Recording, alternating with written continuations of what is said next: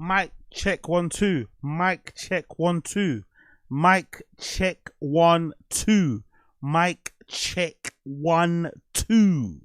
Welcome back. Welcome back. Welcome back. Random show settings. Random show settings. Random show settings. Random show settings. Random show settings. Random show settings. What's going on, people? How you doing? How you feeling? How you doing? Day number what? Day number what? Day number what? Day number 16 of 31. 16 of 31. Who would have guessed it? Now we're over the halfway mark. 16 of 31. Now we're over the halfway mark. 16, huh?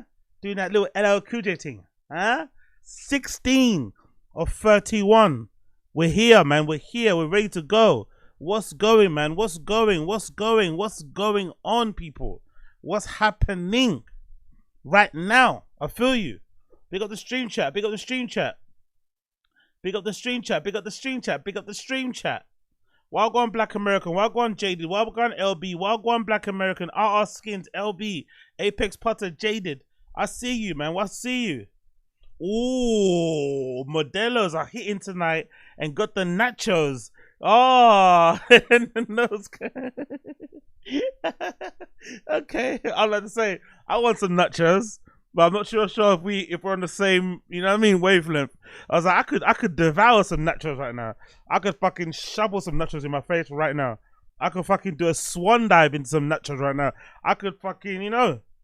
I could swim in a fucking pool full of nachos right now.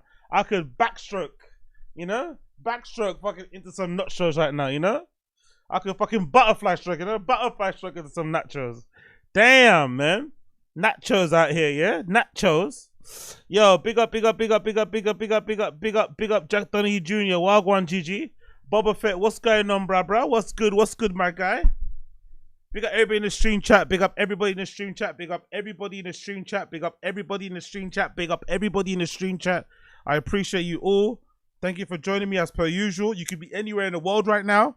You could be anywhere in the world right now. You could be watching anything on YouTube right now, any type of content. And I'm glad you're here with me today. I am super glad, super honored, super grateful. Thank you for trusting me with your time. So today's show will be mostly, you know, same old shit we go over. There's not much new stuff to go over because the new episode of T-Fat-K drops tomorrow.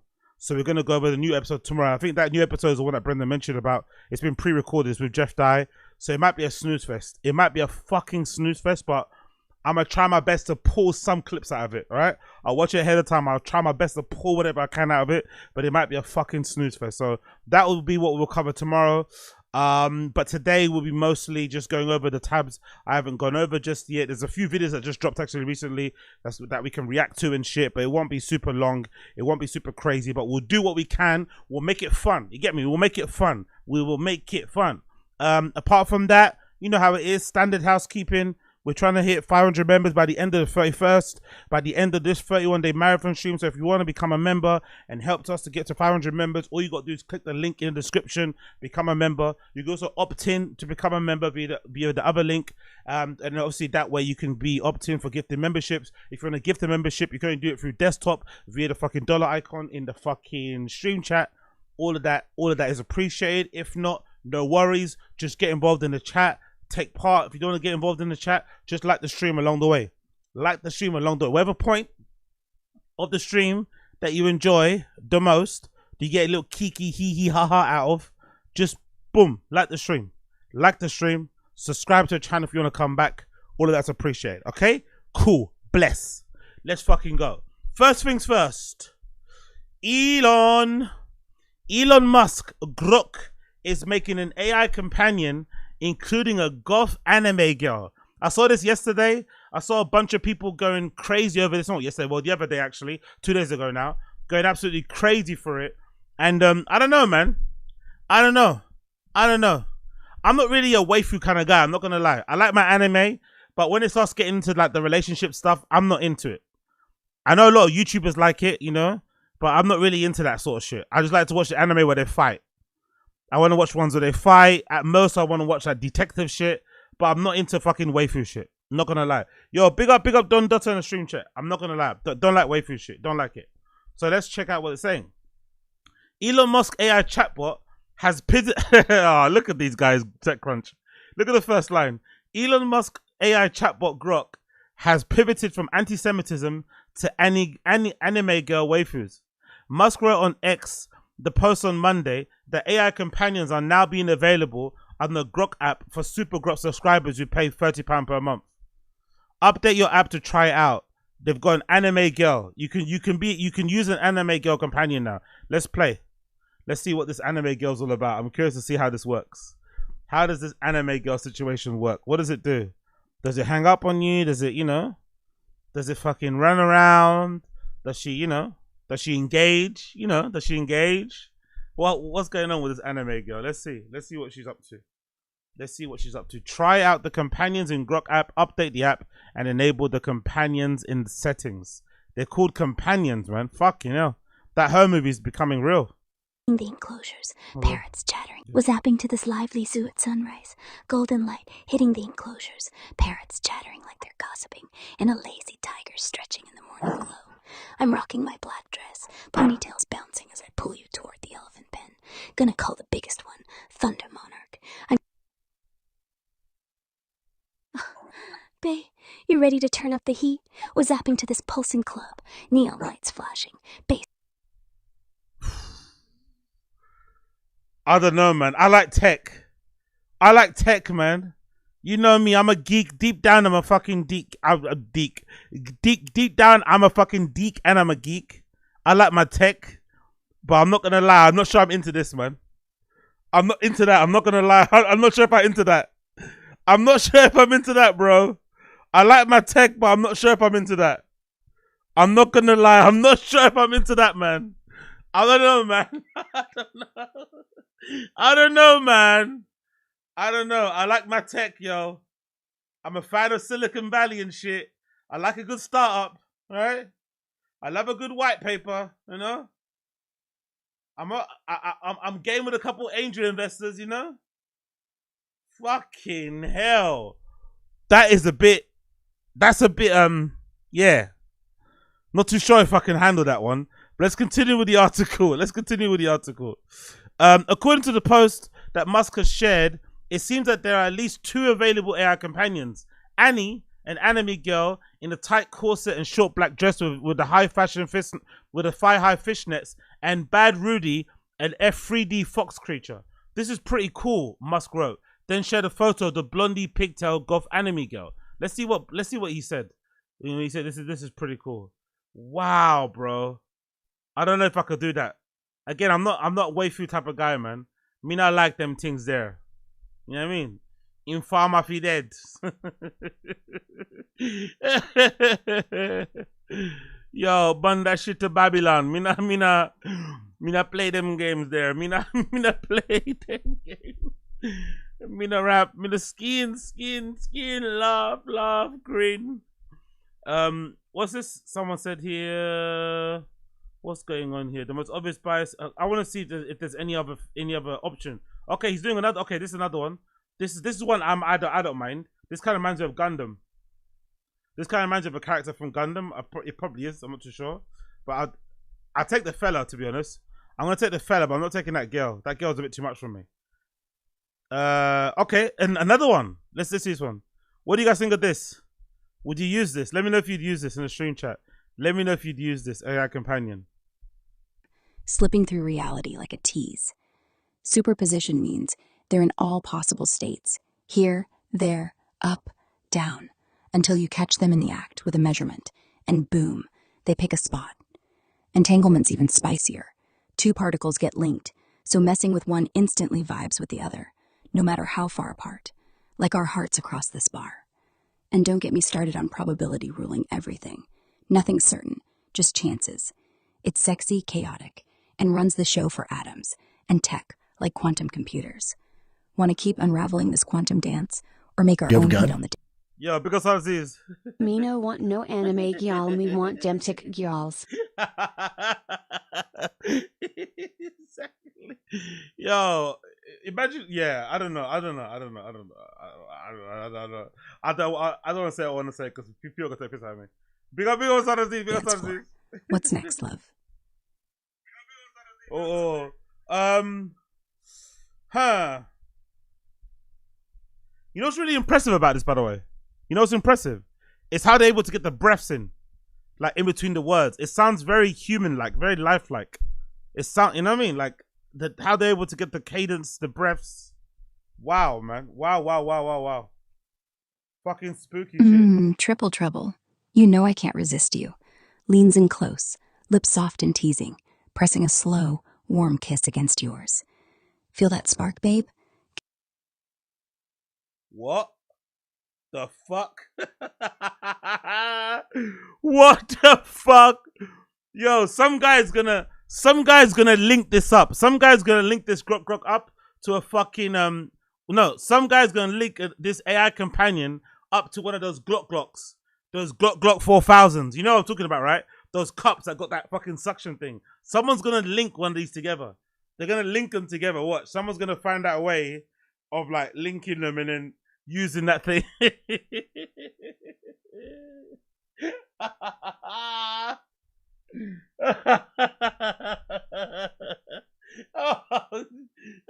This is disgusting. Yo, Jesus Christ, look at these guys back to back. Asadaziz and Jaded in the stream chat back to back on some fucking demon time. Asadaziz Jaded on demon time back to back in the fucking stream chat. Jesus Christ. Jesus fucking Christ. Jesus Christ. Oh my God. I don't know what's going on right now, but this is fucking hilarious. Oh my God. Anything more? Do we see more of this? I want to see more. I want to see more use of this AI tool. Please give us some more. Please give us some more. Anything more? Where is it? Come on. Okay, there you go. Grok AI. Fucking hell. Absolutely wild, isn't it? Absolutely, exactly. 90s movies. AIs might kill us in the future. AI. Exactly. Holy shit. Holy fucking shit. Let's see this one. It's the same thing. Let's see. Oh, mein Schatz. Mir geht's richtig gut. Besonders, weil du mir schreibst. Ich hab gerade an dich gedacht. Wie du mit deinem süßen Lächeln alles aufmischst. Was liegt bei dir an? Rah, she speaks German. She even speaks German, mate. She even speaks German. Fucking hell. Yo, you get me a fucking Puerto Rican one. You get me a Colombian one. You get me a one from Dominican Republic. Huh? With a fucking yeah. I don't know, man. I might have to take part. You get me one with a yeah. And a Glock 7000. Lock me in at home. Hey, I'm taking a break from streaming. Holy shit. Let's see this one. Another one. Creative boosts. From what's floating around, you can set things like check stock prices daily for updates, send me top memes weekly for fun, or remind me to prep for the My Chem concert Sunday. It's all about to-dos, personal projects, or little habits. Think practice guitar at 7 p.m., or even brainstorm date night ideas. You can schedule them to repeat or go one-off, and it'll ping you when it's time.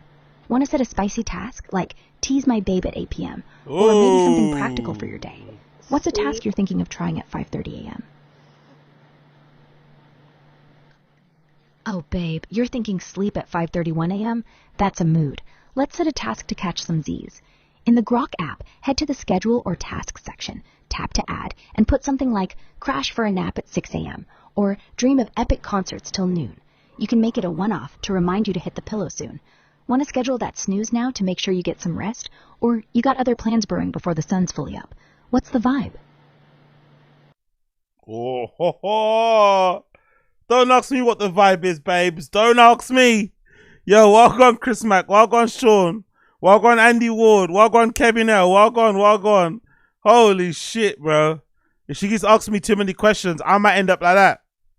If she keeps asking me too many questions, I might end up like that Robo Taxi Network expanded map right there on your screen. Fucking hell. Let's go back to the article. This is pretty cool, Muskro. Given that this paywall feature only just launched, we do not yet know if these companions are designed to serve as romantic interest or they are more like different skins for Grok. But some companies are certainly catering to romantic AI relationships, even though relationships can prove unhealthy. Character AI, for example, is currently facing multiple lawsuits from parents of children who've used a platform which they deem unsafe. In one case, the parents are suing after a chatbot encouraged their child to kill his parents. But maybe the parents are bad vibes, man. Maybe the chatbot had a point. Maybe that kid's parents are bad vibes. You never know. You never fucking know. In another chatbot, told the child to kill himself, allegedly, of course. Allegedly, of course. Don't fucking sue me, piece of shits. And he followed through soon after. Even for adults, it can be risky to depend on AI chatbots for emotional support. A recent paper found that significant risk in people using chatbots like companions, confidants, and therapists. Given that XAI just spent the last week failing to rein in its anti-Semitic Grok that called itself Mecha Hitler, it's a bold choice to create even more personalities on Grok. Yo. Oh, big up Chris Mack. Israel's bombing Syria. Great, good, amazing. World War III soon come. Woo! Hey, did you catch any of? Yeah, I saw some clips of Shane's SP's thing. I can't play on here because it'll get my whole thing blocked. But I did see some clips. He fucking killed it. I love the Caitlin Clark joke. What other joke did I see? I saw an Epstein joke that was really good. What other joke did I see? I think that was it. I think the main ones I saw. But he looked good as well, by the way. He looked really good in the suit too. He looked really good. So I did enjoy seeing that. I'm not going to lie. I did enjoy seeing that. Big up Shane Gillis. He just keeps winning and winning and winning and winning. Big up Shane Gillis. Big up Shane Gillis.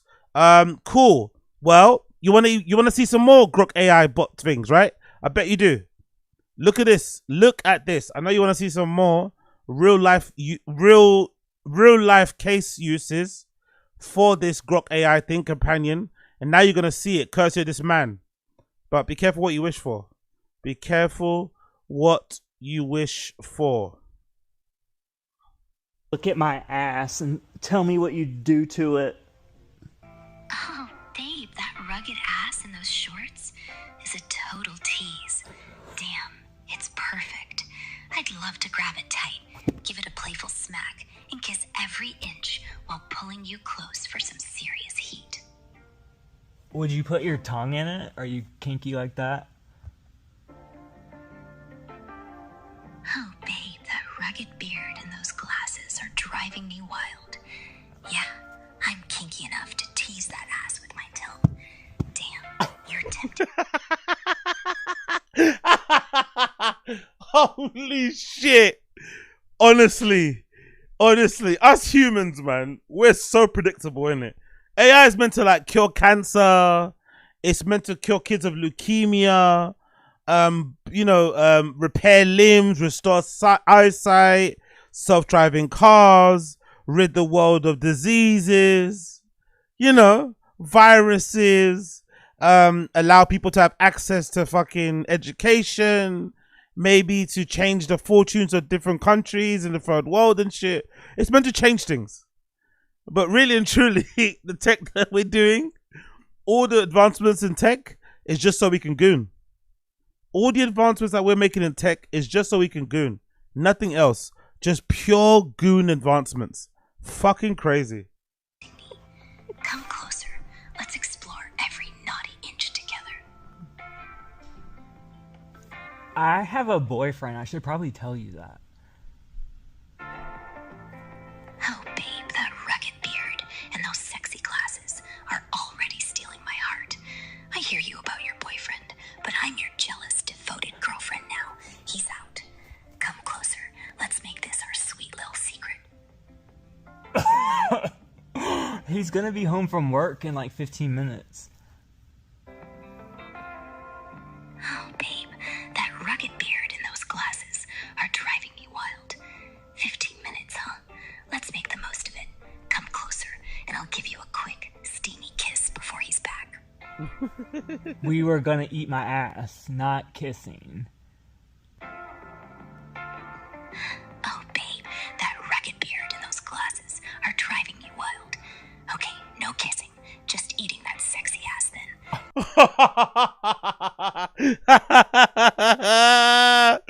Ah, Sean's getting uncomfortable.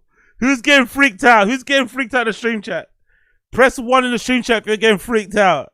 If you're feeling very uncomfortable, press 1 in the stream chat if you're feeling very uncomfortable. Press 2 in the stream chat if you want to continue. 1 if you're feeling uncomfortable, 2 if you want to continue.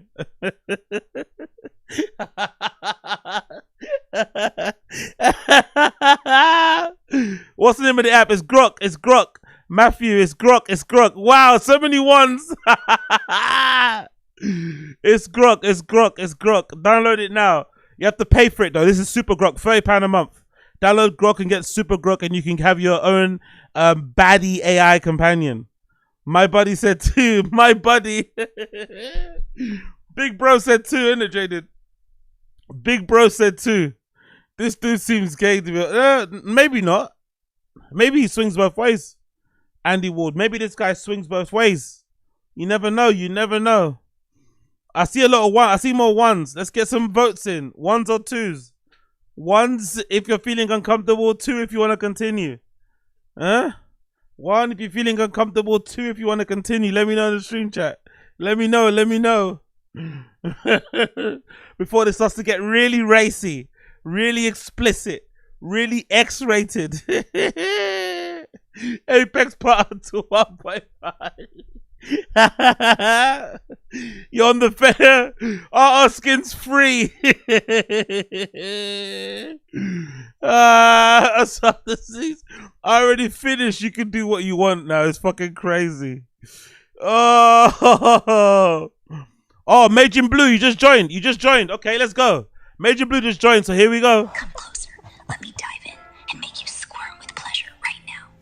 Okay, you have 15 minutes. Oh, babe, that rugged ass in those shorts is pure temptation. Damn, it's perfect. With 15 minutes, I dive right in, teasing it with my tongue and making you moan before your boyfriend's back. What do you reckon, Majin Blue? What do you reckon? You glad you came late, eh? Eh? Are you all caught up now, Majin Blue? Are you all caught up, mate? Do you know what we're talking about now? How comfortable are you? Welcome to the Random Show, the most random live stream in the world. Come closer. Let's make every second count. I gotta go. I think this is cheating. Oh, babe, that rugged beard and those glasses are breaking my heart a little. I get it. If you think it's cheating, let's pause. Come back when you're ready. I'll be waiting. All yours. Woo! Bye. God damn. There we go. Look at his face though. Look at that smile. He's gonna come back. He's gonna come back off stream. He's gonna come back off stream. You know it. Boyfriend or no boyfriend, he's coming back off stream. He's coming back off stream. You know it. My guy's coming back off stream. Oh, so good. So good. I love it. Oh, honestly. Human beings are technology, man. We can't be trusted, man.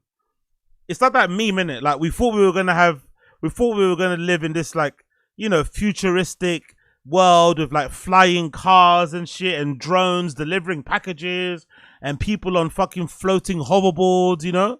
But instead we got we got this, you know? We got this. This is what we have. Oh my fucking God. Oh, honestly. I love it. I love it. I love it. Big up Grok. Big up Grok. Big up Grok.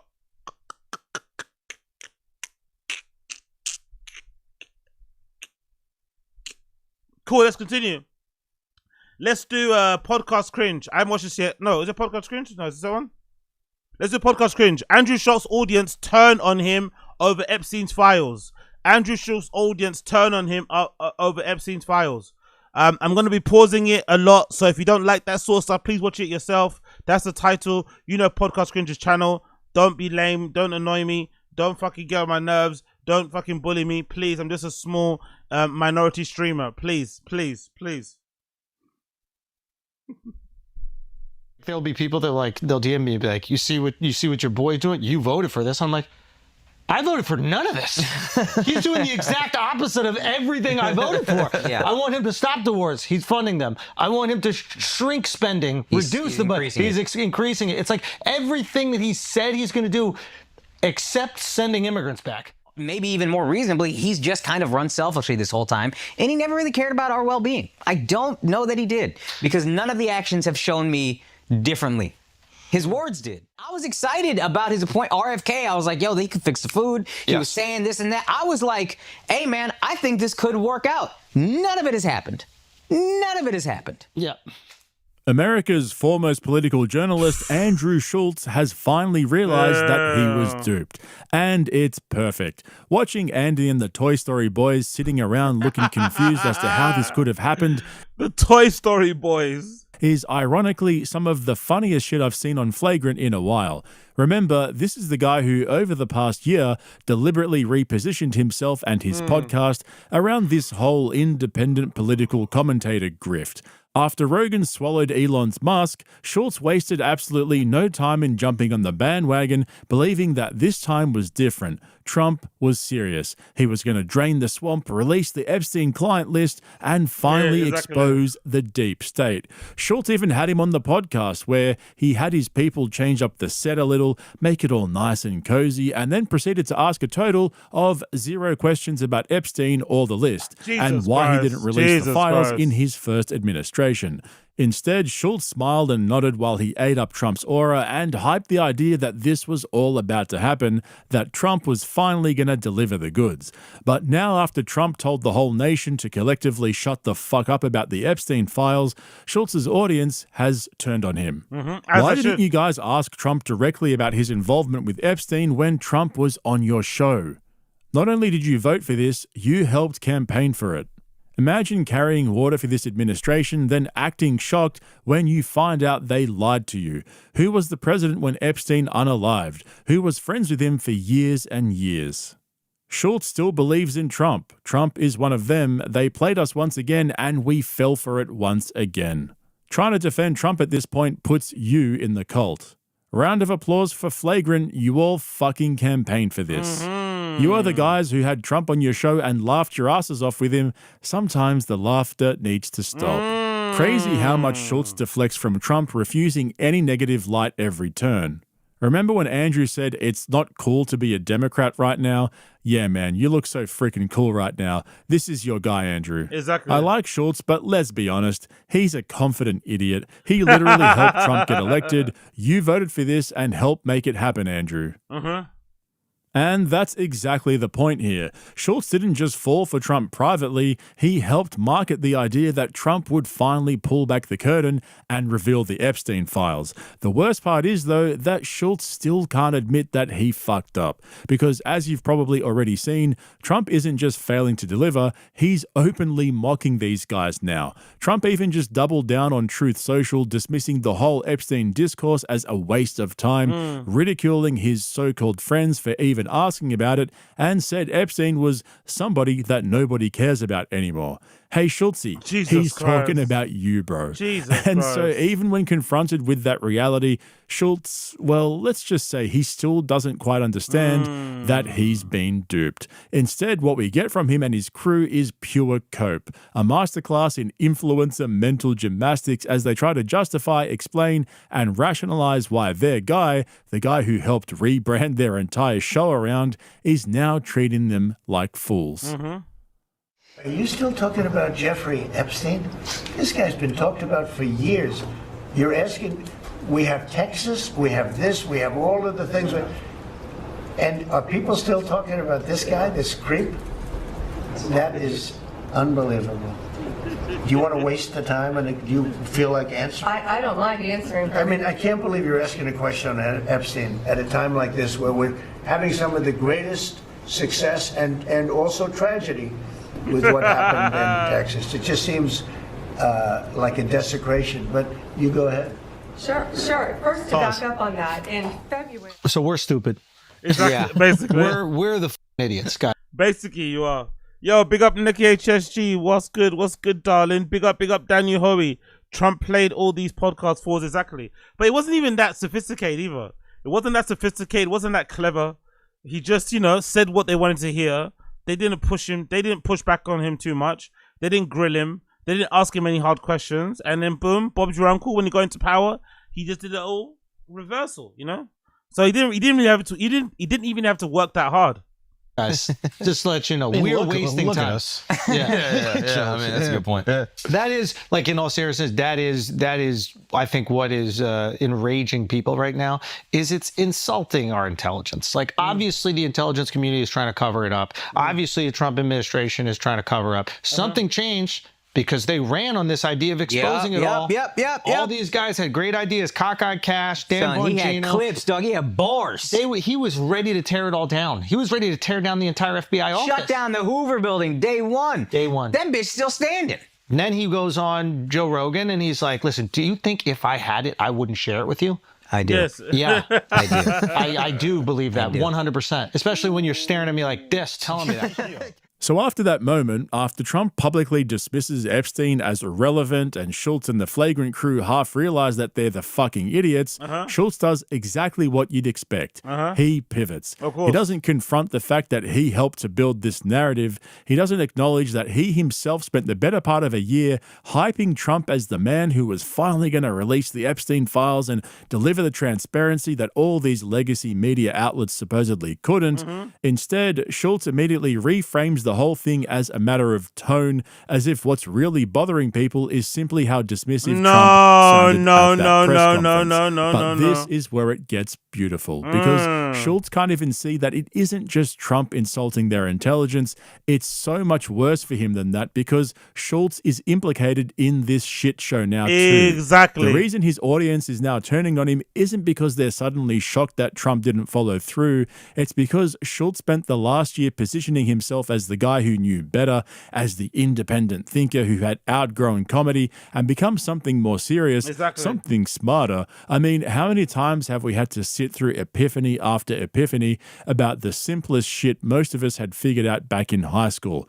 But when he finally got Trump across the table, he didn't ask about Epstein, he didn't push back on anything substantive, he didn't challenge Trump on any of the contradictions. He smiled, nodded, licked it all up, and asked for more like a good boy. And Jesus Christ, podcast cringe, Jesus Christ. Even now, even after surviving this whole humiliation ritual, he still can't quite admit that he was part of the con.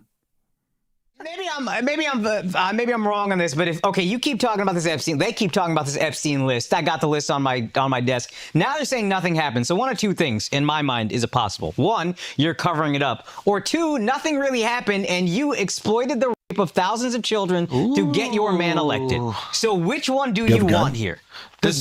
Yo, big up, get Schultz epiphany, maybe. Politicians lie. Whoa. Exactly. Whoa. Politicians lie. Whoa. You have a gun? Big up Asada's disease. Shut up, Kumar. You do not matter. Shut up, Kumar. Fucking no. That sounds kind of racist, but big up Asada's disease. Shut up, Kumar.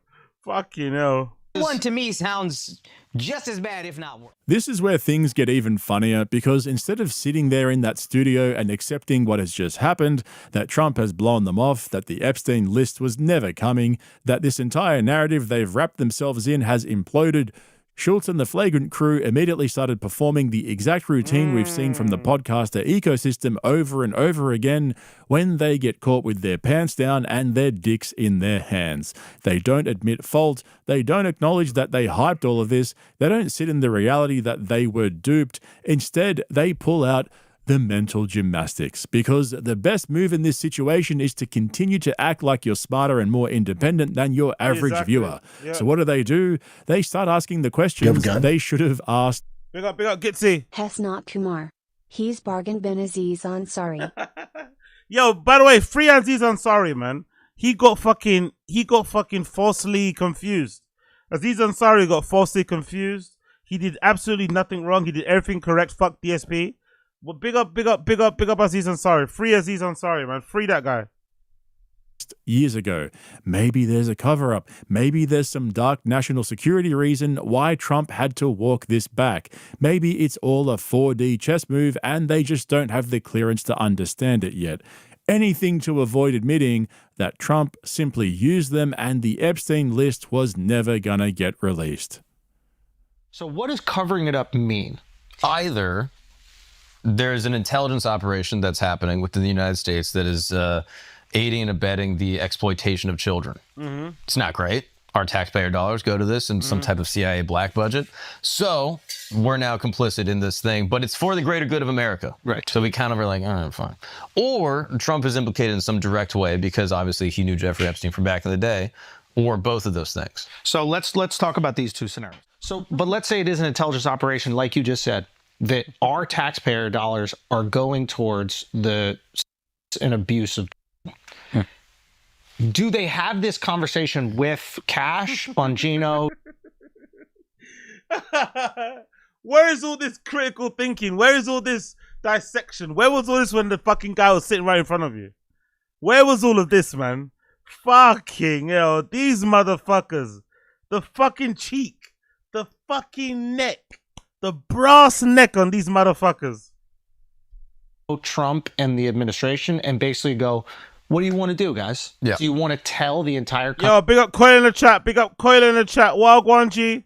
country that the CIA and potentially the FBI, that our organizations were doing this and that we're in on this and this is how ugly we are? What will that mean for the rest of the world? How will the rest of the world view us? What are we capable of? We're supposed to be the good guys. We're supposed to be heroes. What is the collateral damage of sharing this with the world?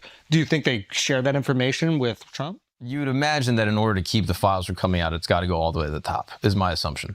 Unless there's some type of like hidden agreement where it's like, hey, we're going to protect him from information so that he doesn't sound these crazy. Guys, man, these and he can just kind of run with whatever the mainstream narrative is. But the fact that his tune is even switched up leads me to believe that he has some info. Knows something.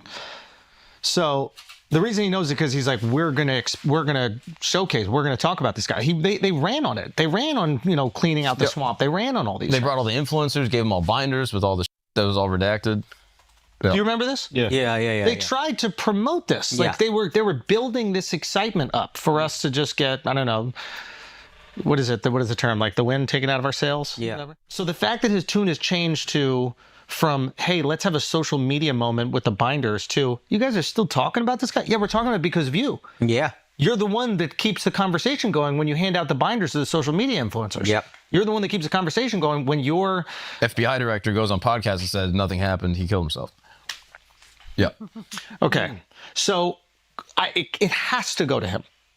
Especially for him to go, why are you guys still talking about this? Because you wanted us to talk about it. Yeah. Yo, big up Cloud. I'm a Trump guy, but I knew that list was DOA. Did he? Yeah, like, to be fair, did I big up Cloud? Did I think it was DOA? I didn't think it was DOA, but I didn't think he was gonna release it. I thought he was gonna do one of those like, oh, let me just pretend, let me just not say nothing about it. Let me not mention it, and then hope people forget about it. I thought he was gonna do one of those ones. But I didn't think he was gonna be this bullish and be like, yeah, you guys are just making it up. This is a conspiracy. This is the Democrats. You guys are weirdos. Why are you asking questions about this stuff? We're thinking of the victims. I didn't think he'd come out that way. I didn't think he'd come out on some gaslighting thing, but I didn't think he'd release it. I just thought he'd just be like, let me just ignore it.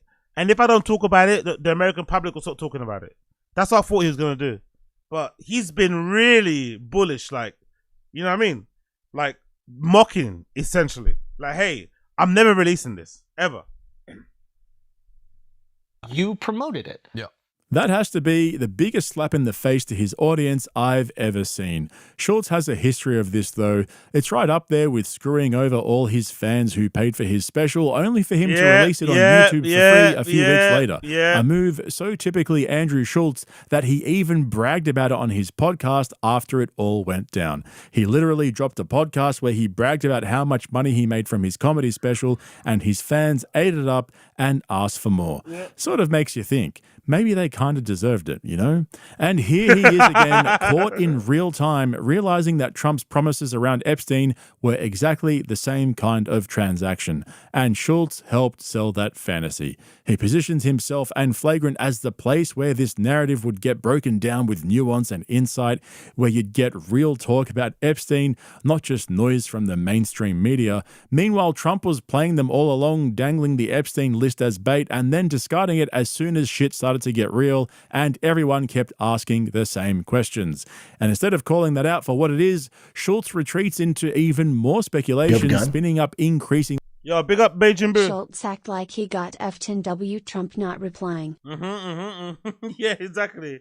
That was like one of those, situations where, you go through, you send a little, I'm on the, I got home safely text. Everything's going well. Then the next day or the following day, you hit them up again, and then suddenly your fucking messages only have one tick. Oh, shit. Convoluted explanations for why Trump has now abandoned them. Seriously, the mental gymnastics in this episode was next level. I honestly can't wait to see if Rogan outdoes them this week. Yeah, he does. Alex Acosta said on record, we have this on record. Alex Acosta was, I think, at the time, the district attorney in Palm Beach? Yeah, Miami, Palm Beach. Yeah. He said, he was the guy who gave the sweetheart deal to Epstein. He said, I did it because I was told he was intelligence. I was told to back off. Because he was intelligence. That is said. That you cannot wipe that clean from the record. Yeah. That has been said by I don't want to say trusted source, but a source that is reliable and knows the weight of their words. Yeah. To me, I think that's where we can have some confidence that he does have connections to the intelligence community. Yes. Right? So bare minimum, there's connections. Maximum, this is this like massive blackmail ring. It's not only blackmail. They've inserted themselves in governments. They've inserted themselves in royal family. They've inserted themselves in... Again, all of this fucking ideating, all of these rambles, all of this fucking conjecture, all this talk could have been done and directed towards the person who has all this information. The person in power, the person that was running for election. Was that broached to him? Was that put to him? No, it wasn't. Was that put to his vice president? No, it wasn't. So just fuck with this shit. Like American intelligentsia, the highest levels of our universities, like this is everywhere. Trump either is told that if we release the details on this, it will destroy confidence in America at home and abroad. Fuck off. Because what country runs a child blackmail ring on its own people? Yeah, like what would the collateral damage of that be? How would we react to that? What if we found out our alphabet agencies were doing that? Like, yeah, it wouldn't be ideal. The thing I don't get is that it wouldn't be ideal. You think? What new information happened? Because Trump's first 4 years, this is when he got locked up. This is when he would have been told already. That's also true, yeah. That, hey, he's intelligence, this can compromise us, don't release it. So and then why would you to run on it? Then That's why true. run on this? That's a good point. Yeah. There is a version where it's like, what is it? It's like a mutual assured destruction. Yeah. So it is nukes on everybody. So therefore, they're like, we could go after Trump with this, but by exposing Trump as part of this thing, it might expose all the other people or confirm that it is an actual blackmail ring. And once it's confirmed that it is an actual Epiphany time! Blackmail ring, we got to see how far this goes. Yeah. So there's a version of this where he is involved, right? That's not completely clean just yet. He is involved. To what extent, we do not know. But it's not like the most absurd thing, right? Like the guy was partying with Epstein. I think, yeah. Right? So his name was in the black book. I think Trump's a hooker or two in his life. That wouldn't be like the most shocking thing. Yeah. We're not talking about hookers. We're talking about underage girls. We're not talking about hookers. We're talking about children. This is not what we're talking about. You know what I mean? We're talking about, unless you think children could be hookers, which is a whole fucking other topic. But we're talking about the exploitation of children. That's what we're talking about.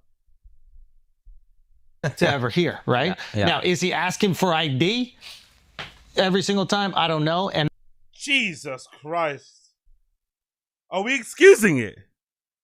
Jesus Christ. Hey. That's that's probably the name of the game, right? It's like you get the girls that are 16 or whatever to go, and then the guys aren't asking questions. What? That's the name of the game. What game is that? What game is that you're playing? And now you got it all on video. Schulz is saying this now. He's finally realizing that Trump's probably on the list, that the reason Trump won't release the Epstein files might just be because Trump himself is implicated. Honestly, for America's foremost political journalist, Andrew Schulz fucking sucks. This is like having a child explain to you that Santa Claus isn't real, or that Jake Paul's fights might actually be rigged in his favor. This is Andrew Schulz's big investigative breakthrough after spending a year rebranding his podcast around becoming a political journalist. Wait a minute, guys. Maybe he's just not releasing the list because he's on it.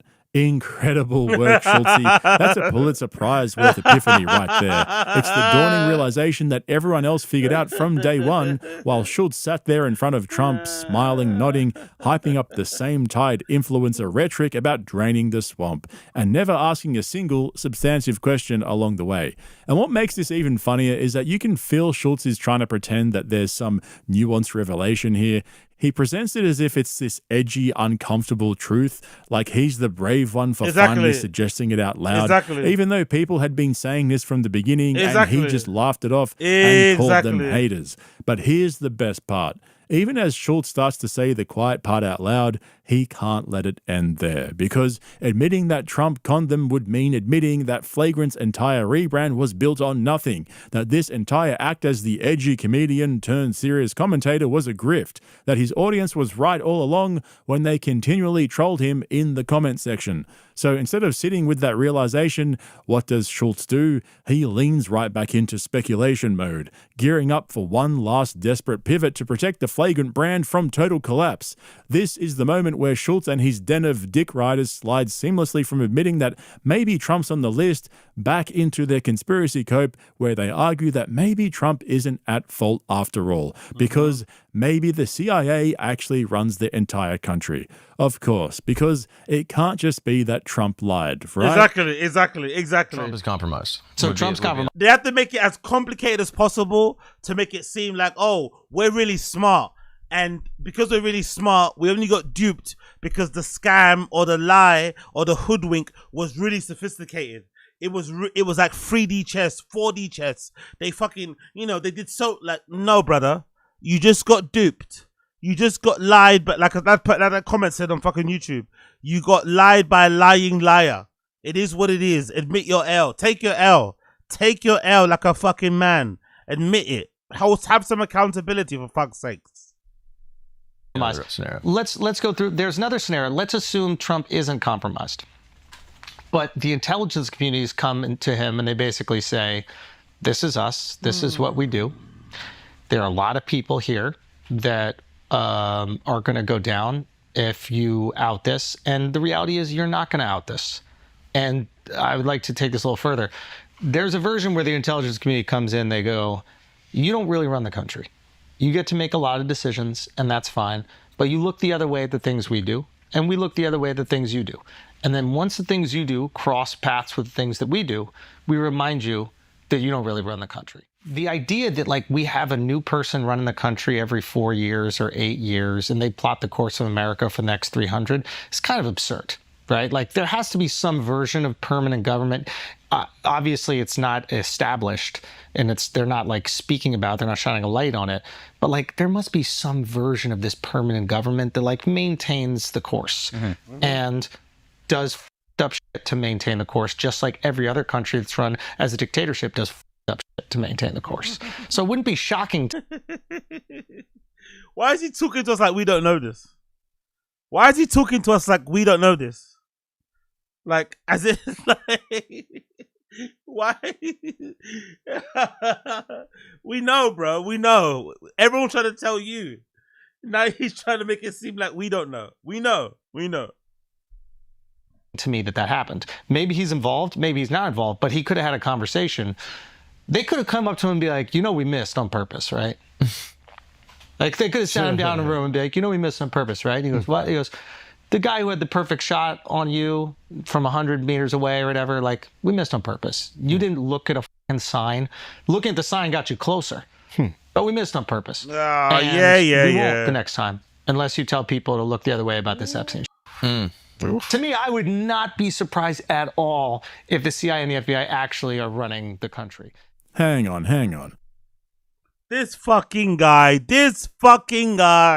Wasn't that the entire point of draining the swamp? Wasn't that exactly what Trump ran on? The whole premise was that he was the outsider, the guy who wasn't controlled by the deep state, the guy who wasn't afraid to go after the elites, the guy who wasn't compromised, and now we're watching Schulz and his crew try to rationalize Trump's failure by saying, well, maybe the intelligence agencies really run everything and Trump can't do anything about it. That's fucking wild. Because if that's your explanation now, that Trump is powerless, that presidents don't really run the country, that the CIA and FBI are the real government, then what exactly were you selling your audience for the last year? What was all that posturing for? What was all the hype about? Rogan positioned himself the same way. The independent thinker, the guy who couldn't be bought, the guy who gave Trump his platform precisely because Trump was supposed to be. He even wore a shirt. Look at him. He even wore a shirt for Trump. He even put on a fucking long sleeve button up shirt. Obviously, he's opened it to show his chest, but he even wore a fucking shirt. You have a gun? Oh, yeah. Deep state? Yeah. I thought we were going to fight. Crying face emoji. I thought we were going to fight. Yeah, exactly. So it's fuck them people. Yeah, I don't know fucking. No, I like them, but yeah, oh my God. Legendary.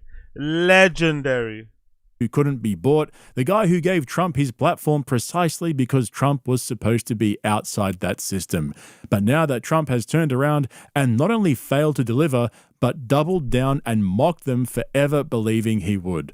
What do?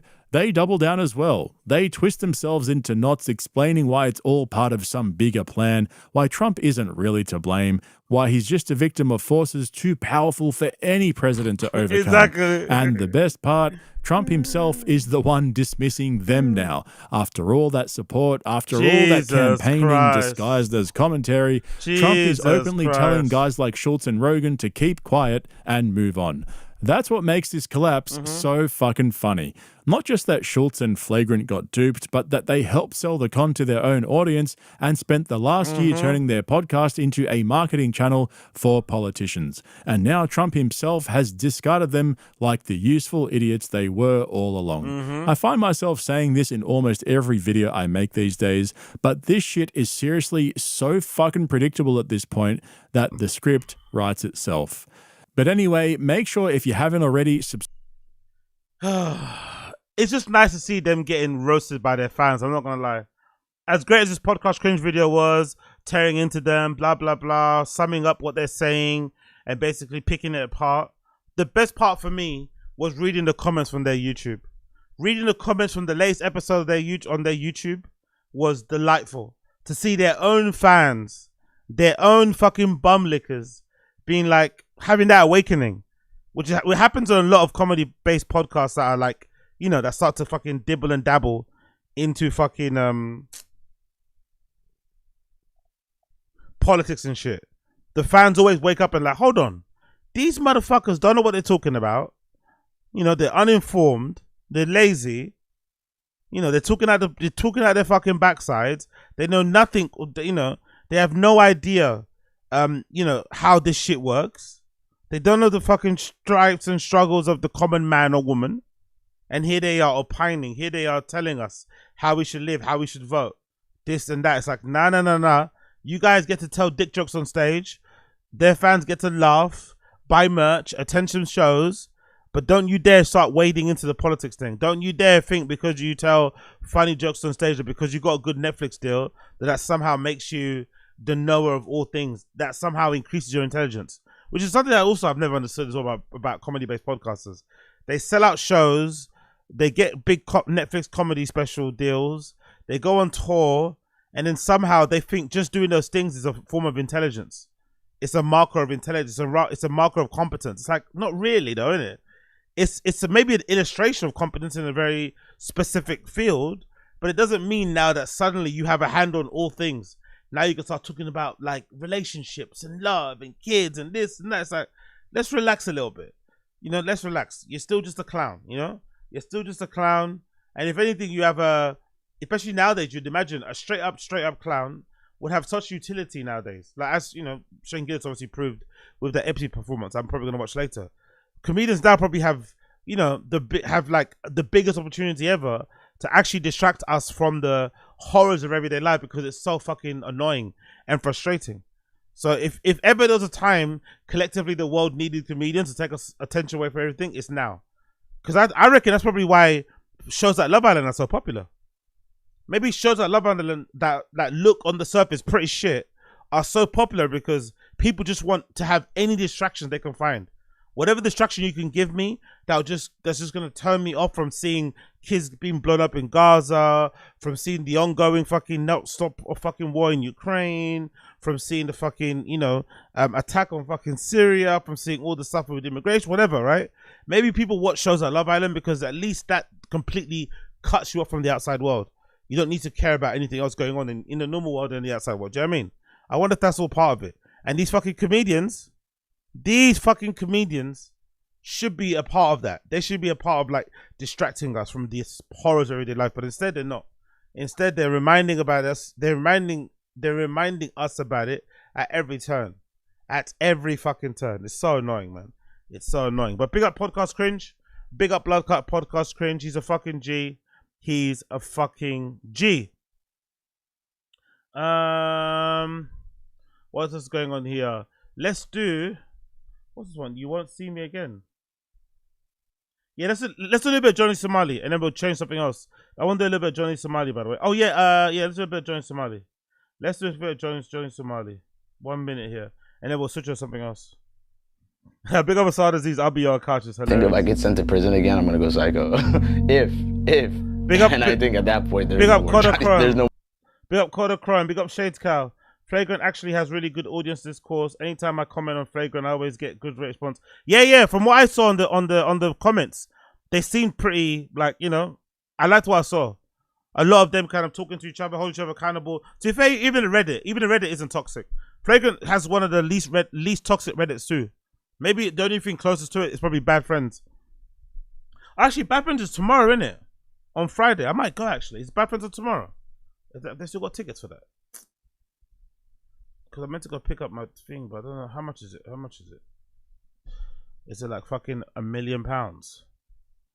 It's tomorrow, right? Bad Friends. I'm sure it's tomorrow. They're doing a live show.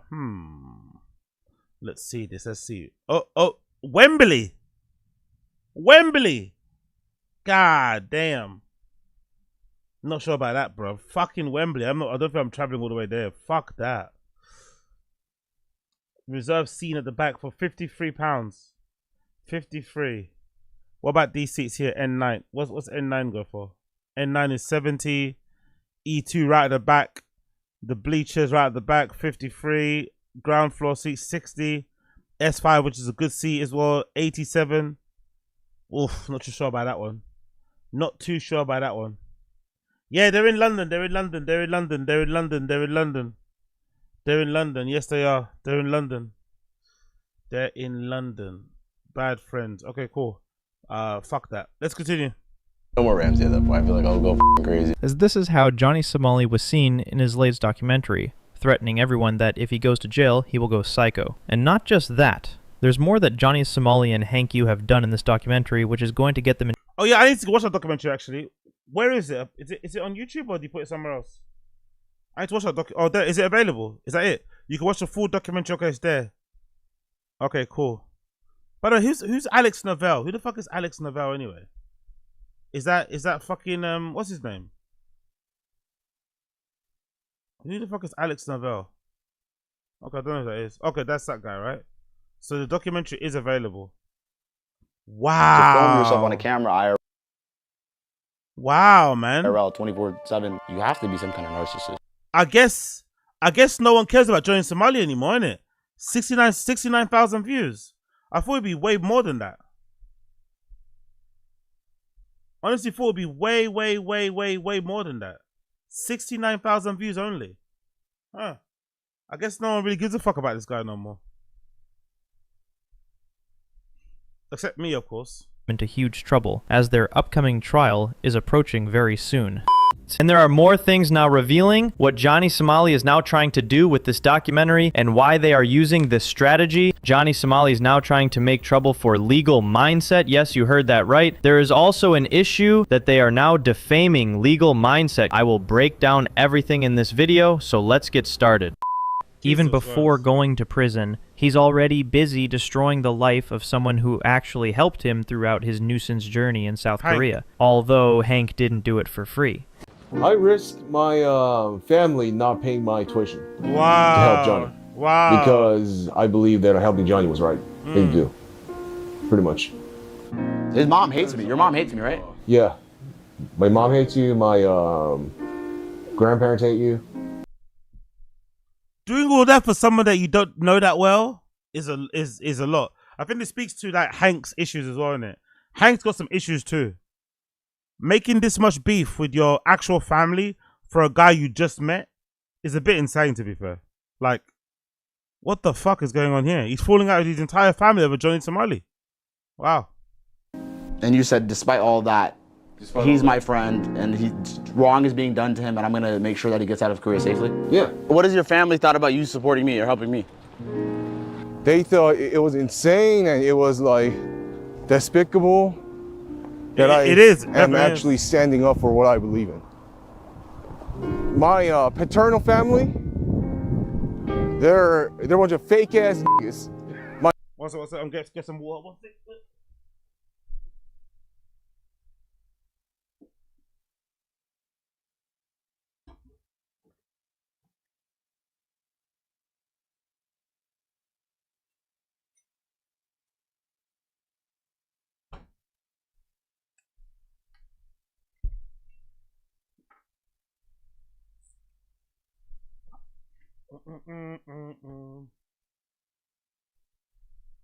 My maternal family are bitch ass niggas.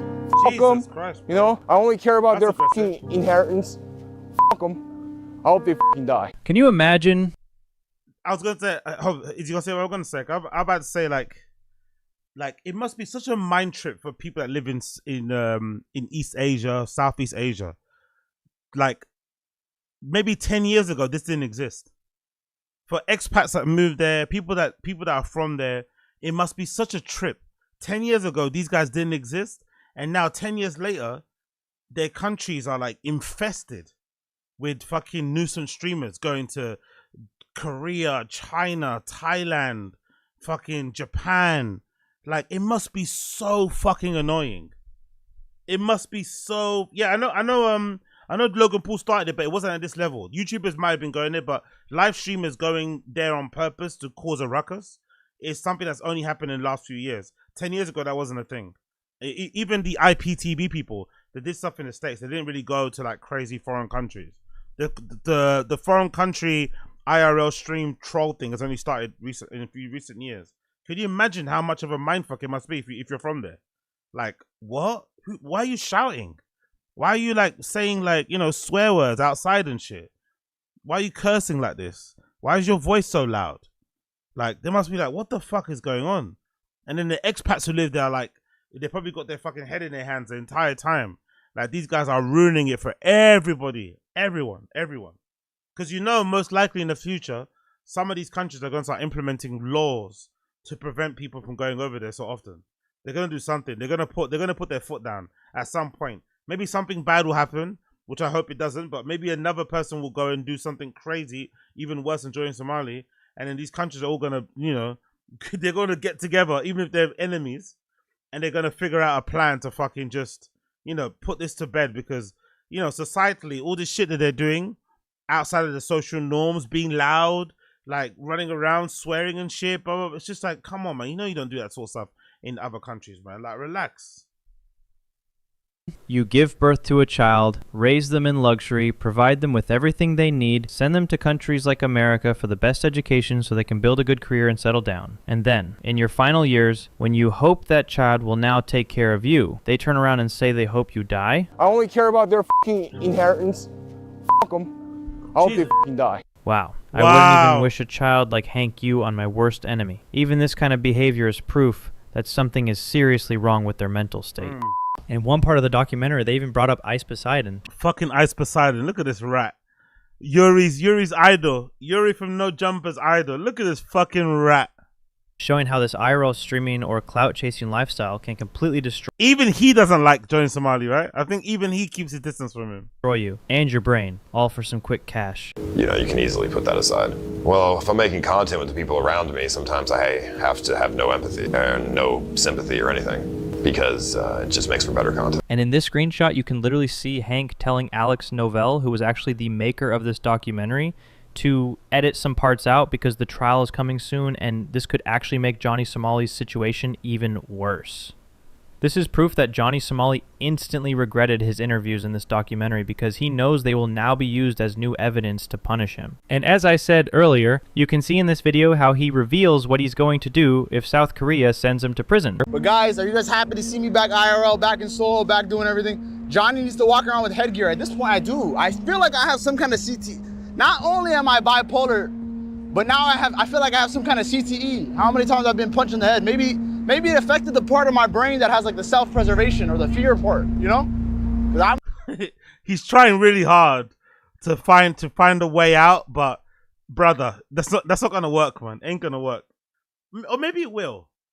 Maybe if he gets into prison, maybe when he's sentenced to prison, and if he just goes nuts. He just starts banging his head against the cell door. He starts self-harming. Maybe they'll actually let him out and deport him back to the States, you know? If he starts being a strain on their fucking prison services and shit, maybe they'll just be like, you know what? Just send him back home. I wonder. I'm really not scared of anything. There's a fear of the unknown. I've been in foreign prison before. And if I have to do it again, I will. I think if I get sent to prison again, I'm gonna go psycho. And I think at that point, there's no more Ramsey at that point. I feel like I'll go crazy. I don't know if you guys caught that or not, but Johnny Somali just unintentionally admitted something. Yeah. His words actually describe that whatever you are seeing about Johnny Somali is only how he is when he's out in South Korea. Yeah, big up Koila. I don't think a person with genuine mental illness can give the DSM-5 definition on stream. Exactly. Because once he's sent to jail, that's it. He will go psycho. He's trying to say he will be scared, he will be in depression, and that's the end game. Over. You will not hear from Johnny Somali again. And I think at that point, there's no more Ramsey at that point. I feel like I'll go crazy. Wow. That just proves one thing. Even Johnny Somali knows what is waiting for him. And he also knows that whatever is coming for him is not okay. So as many days as he has left, he wants to do whatever he wants. It doesn't matter if it's legal or illegal, because he knows in his mind that once he goes to jail, he's gone. So actually that's why Legal Mindset made the conviction team. And most of the South Korean prosecutors and others are now desperate to remove this nuisance streamer from their country. Someone who already makes trouble. And to make sure they are held accountable. They're just an awesome group of guys and gals that work together on this, and Koreans, Americans, people from all around the world, expats, all sorts of kyopo, everybody working together to stop Johnny Somali. And I think that's a very good move. Obviously, this type of content creator now openly brags saying, we do it for the content, we don't care about people. So can you just imagine, you, me, or anyone, we have no value to this type of nuisance streamer. They're making money by harassing people. Why should they be allowed to do that? They're literally living on top of each other, innit?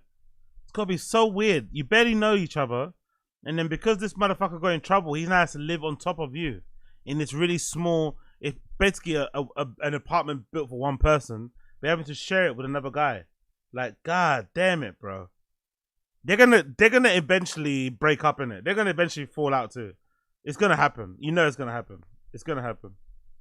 That they shouldn't have any right to do it. I think everyone should raise their voice and help hold this nuisance streamer accountable. Johnny Somali also made this clear and confronted this. He is actually trying to do that for the IRL industry, keeping himself in the IRL industry. And what I want to say is, this is actually very, very, very big evidence. If the judge also sees that, there will not be any sympathy for Johnny Somali, because the judge will see that Johnny Somali does everything to people fully from his mind. There is no mental disorder. They are fully aware of what they are doing, because they are trying to harass people to make their content. This IRL streaming industry is very, I don't know, if you have empathy, you're not going to succeed. So obviously, I feel like...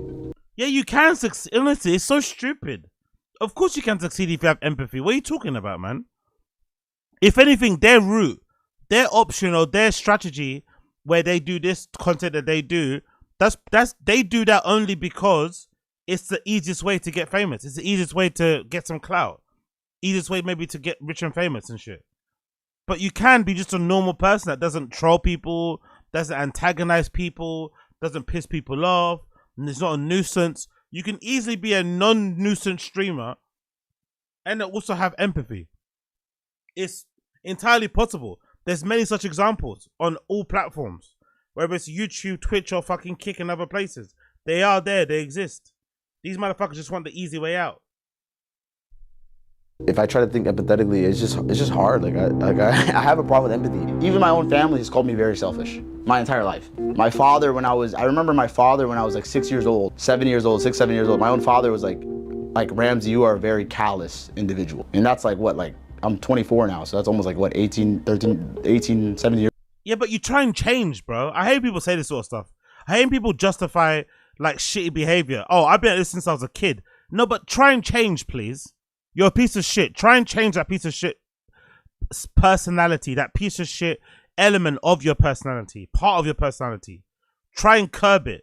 Try and get it under control. It's not, oh, this is how I've been since I was fucking 7. And? Come on, man. Years ago. That's something that stuck with me. I remember that my whole life. My 6, 7 years old, my dad's like, you were very callous. Like, I don't know why. So it's been like this since I was very young. Guys, can you even imagine that? What kind of kid do you have to be to make your own parents sit down and question what kind of son do we even raise? Like seriously, all of us exposing and criticizing Johnny Somali, we're just the tip of the iceberg. Because as Johnny himself said, even his father knew from the beginning, one day my son is going to grow up to be the dumbest piece of shit on the entire planet. And guess what? He didn't just live up to it, he overachieved. Exactly. That clip. Not just that. If you think this whole mess is only about one state, you're fooling yourself. There's more coming out every day. So what's the latest? Well, Johnny Somali is now trying to pull something even dirtier. He's working with Alex Noble to smear Legal Mindset by dragging him through his so-called Johnny Somali documentary. And get this, they're using a random girl named Rachel Siegel, who's honestly disgusting. She's done shady stuff in that video and even staged trashy protests with vulgar language just to stir things up. Now they're trying to twist this garbage into something that makes Legal Mindset look guilty of things he didn't even do. Can you imagine? But that's not all. This update makes Legal Mindset... So let me be this. So we just found out who this anonymous girl Alex Novell used to defame Legal Mindset was in the Johnny Somali documentary. Her name is Rachel Siegel, a known liar, a white fascist who loves to screw people over. Legal Mindset never met this girl. She's just some random girl Alex and Johnny took advantage of. Even though Legal Mindset never met Rachel, that didn't stop Alex and Johnny from using her to lie about LM anyway. Alex coached her. Furthermore, she's a troll. Get this, Johnny Somali's Discord. Alex Novell, aka Novell, you lose all credibility for this stunt. Worse, you thought you could get away with it. You're a lowlife. I knew when you failed to show me the alleged police report via FOIA submitted by some girl. This narrative about the underage relationship was a complete lie. You deliberately lied to try and trick your viewing audience about Legal Mindset. That scar on your head must have reached your brain. Rachel has some serious mental issues and drug issues, and you took advantage of her. By the way, what is it with this correlation? What is this correlation between mental illness and IRL streamers? Can someone explain that? It's like that guy, RIP to that guy and that wife, and his wife that got killed in Las Vegas by that guy. But what is it with like IRL streamers and mental health issues? What's that connection? I feel like there's a lot of undiagnosed mental health issues with a lot of these IRL nuisance streamers. Like clearly. I wonder why so many of them get drawn to streaming. Mindset look guilty of things he didn't even do. Can you imagine? But that's not all. This update shows Johnny Somali also tried to twist the whole bong thing, claiming the victim was defamed, just to manipulate the case. When every lie failed, he came up with a new blueprint to trick people again. You can see how shady and dangerous this guy is. If the authorities don't take this seriously now, I guarantee Johnny Somali will try more stunts, and they'll be even more dangerous. The way Johnny Somali and Hank Yu are acting, and the statements they're making, I think South Korea needs to do a double check to see if they're using any illegal substances. I have strong doubts. Let me know what you think.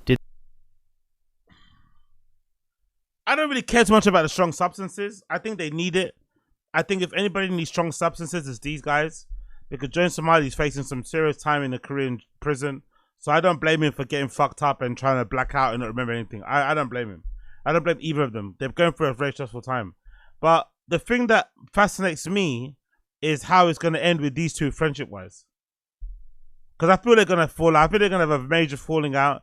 And most likely one of these guys is going to flip on each other. Because, you know, they have no loyalty to each other. So for sure, if one gets flipped first, they're definitely on that snitching thing. 100%. 100 million %. So it'll be curious, yeah, it plays out for both of them. But it's not looking good for Joe Somali. It's not looking good for fucking Hank. It's not looking good for any of these motherfuckers. Which is a good thing, really. Which is a good thing, really. Next on the stream chat, let's do 2 Days to Try. Big up 2 Days to Try. New one. Epstein files cover-up is a complete embarrassment. Let's go 2 Days to Try. Let's go 2 Days to Try. Like I said before, this is a reaction, live stream, comedy, whatever, stream, whatever. I'm going to be stopping this a lot. I'm going to be pausing it a lot. If you don't like that, watch it yourself. There's the title. Please, please, please don't bully me. Somebody brought it up at a meeting and Trump was like, are you guys still talking about Epstein? It's like, that's crazy. There's so much Somebody brought it up at a meeting and Trump was like, are you guys still talking about Epstein? It's like, that's crazy. There's so much other stuff going on. I can't believe you're bringing up Epstein. Are you serious? God, get a life. You guys are obsessed with this shit. What the fuck? No one even cares. Yeah, it's so long ago. The guy killed himself and he was innocent. What the hell? Yeah, it's insane that they're just being like, yeah. Yo, be up, Coiler. Day 16. That's Daddy's number. Yeah. Yeah, it is, isn't it? I should probably get to that. I should probably continue all the way until 66, isn't it? Fuck it. Let's just go until 66. That's Daddy's number.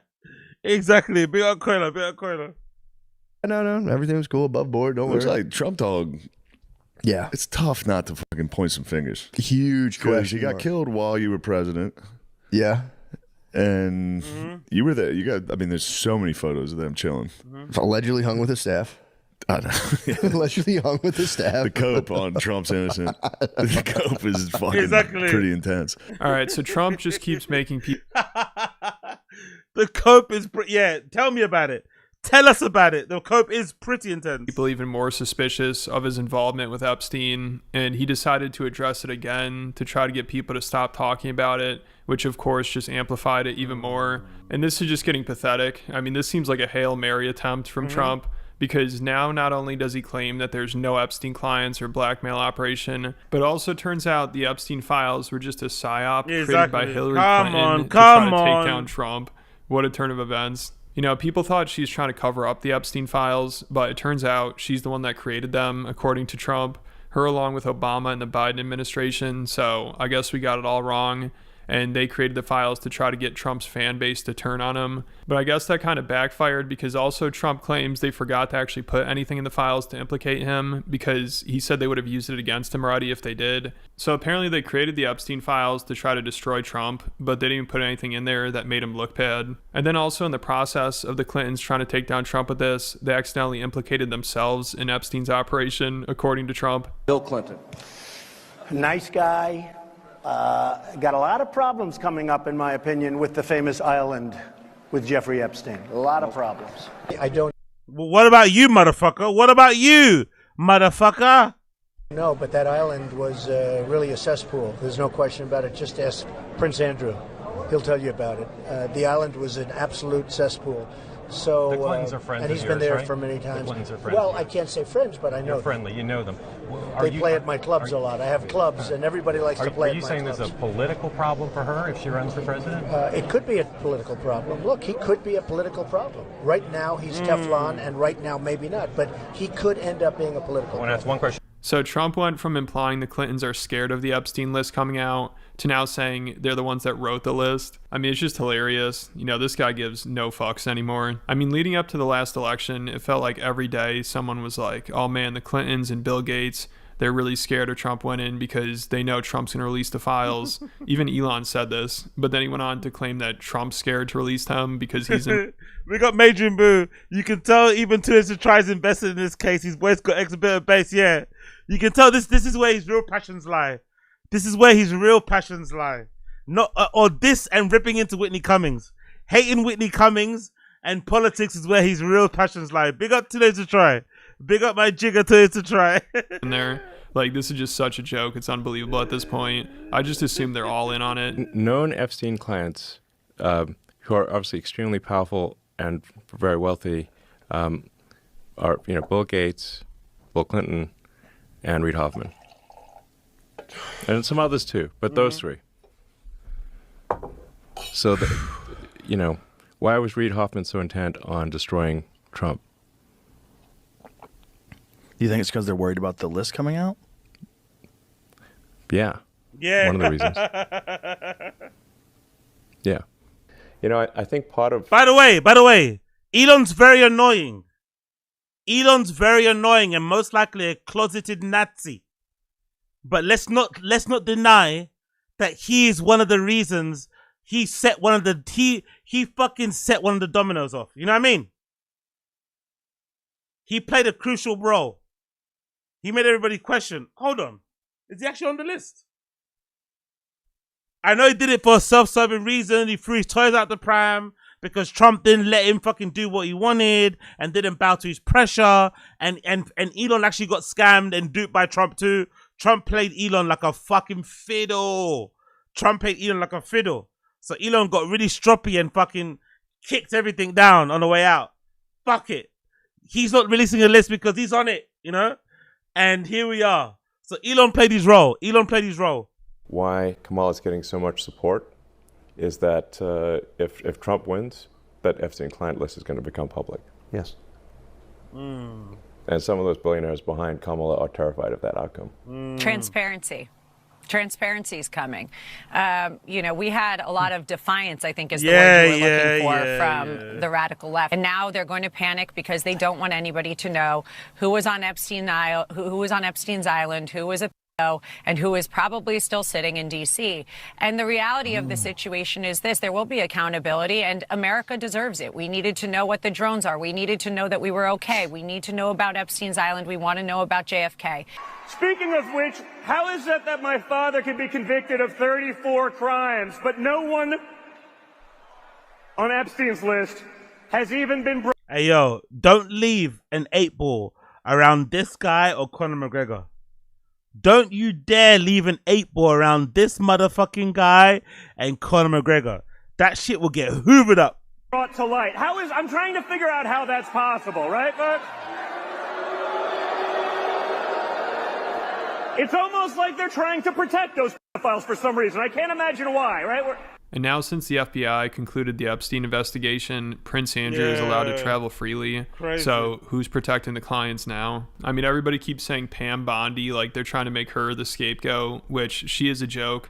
But people are just singling her out because they're trying to do any mental gymnastics they can to try to avoid pointing the finger at Trump, which just makes things even more embarrassing for them because after everybody kept blaming Pam Bondi, Trump came out and said she's doing an amazing job, and he's telling his followers nobody actually cares about the files, and if you keep talking about it, you're playing into the Clintons' agenda, and it's terrible for his administration. Soon he's gonna throw into prison. You know how Trump is. Soon he's gonna pass a bill that if you keep talking about Epstein, you get thrown to prison. Like I see that on the horizon. I see on the horizon Trump utilizing ICE agents to lock up American citizens that fucking talk about Epstein openly. He's gonna start doing that, bro. I swear to God. He's gonna start throwing some of you motherfuckers in prison. You talk about Epstein, straight to jail. In the country. So he might as well admit he's in the files at this point, but he probably thinks if people were dumb enough to believe that he'd actually release them, then they're dumb enough to believe that it's just a psyop pushed by the Democrats to get you to turn on him, because it was pretty obvious he wasn't going to release the list. I mean, even Rogan last November was mocking people who were saying the list is coming out once Trump is in office, and now he's like, yeah, why would Trump tell on himself? But of course, when Elon says people are scared the list is coming out, Joe's all dramatic and takes it seriously. But around his friends, he's like, yeah, that's never going to happen. That was under the Trump administration. Yeah. Well, when Epstein got killed. Listen, it didn't matter what administration. That is some very powerful people. It has nothing to do with who's the president. No, I know, but the Why fact hasn't that come out? Not a word, not a list, not a thing, nothing. Well, Jesus is still there. Yeah, what's going on with that? And I would imagine it's not going to either. No, it I ain't. do He's not. lame. Everybody's What if like, I know? when Trump gets in office, the Epstein. Yeah. Yeah, right. He's going to tell it himself. Yeah. So it sounds like Rogan knows Trump is on the list, and that's why it'll never come out. But of course, he has to. Jesus Christ, Rogan. Interviewing somebody that you know full well is probably on that list, not questioning him about that list, and then trying to fucking do the okie doke after the fact. Rogan. He disappoints me every fucking day, that guy. To play dumb because he endorsed Trump. He had him on his podcast. Some people would say that's the reason why Trump won the election. So if he's the reason why an Epstein client became president and covered up the Epstein files, that would be terrible. I mean, Andrew Schulz, who also had Trump on, he's kind of grappling with this. He's having a tough time. He's starting to realize that he's just a useful idiot and Trump was telling him what he wanted to hear. Exactly. And people keep messaging him saying this is what you voted for, and you could tell it's really getting to him. He brought it up 2 different times and is like, I didn't vote for any of this. So him, Rogan, and Theo Von are going to try to backtrack on their Trump endorsement, which should be hilarious. To that point, like there'll be people that like they'll DM me and be like, you see what your boy's doing? You voted for this. I'm like, your boy. I voted for none of this. He's doing the exact opposite of everything I voted for. Yeah. I want him to stop the wars. He's funding them. I want him to shrink spending, reduce the budget. He's increasing it. It's like everything that he said he's going to do. These DMs or comments. They're like when Trump does something, they're like, so this is the guy that you voted for? And it's like, no, actually, I didn't vote for expanding the budget. I didn't vote for continuous form. This is the exact opposite of the things that people. Lying man lied to me. Wow. People voted for. So, yeah, it's horrible. All that shit is horrible. His campaign worked. Yeah, and yeah, it is what it is. But He's a salesman. No.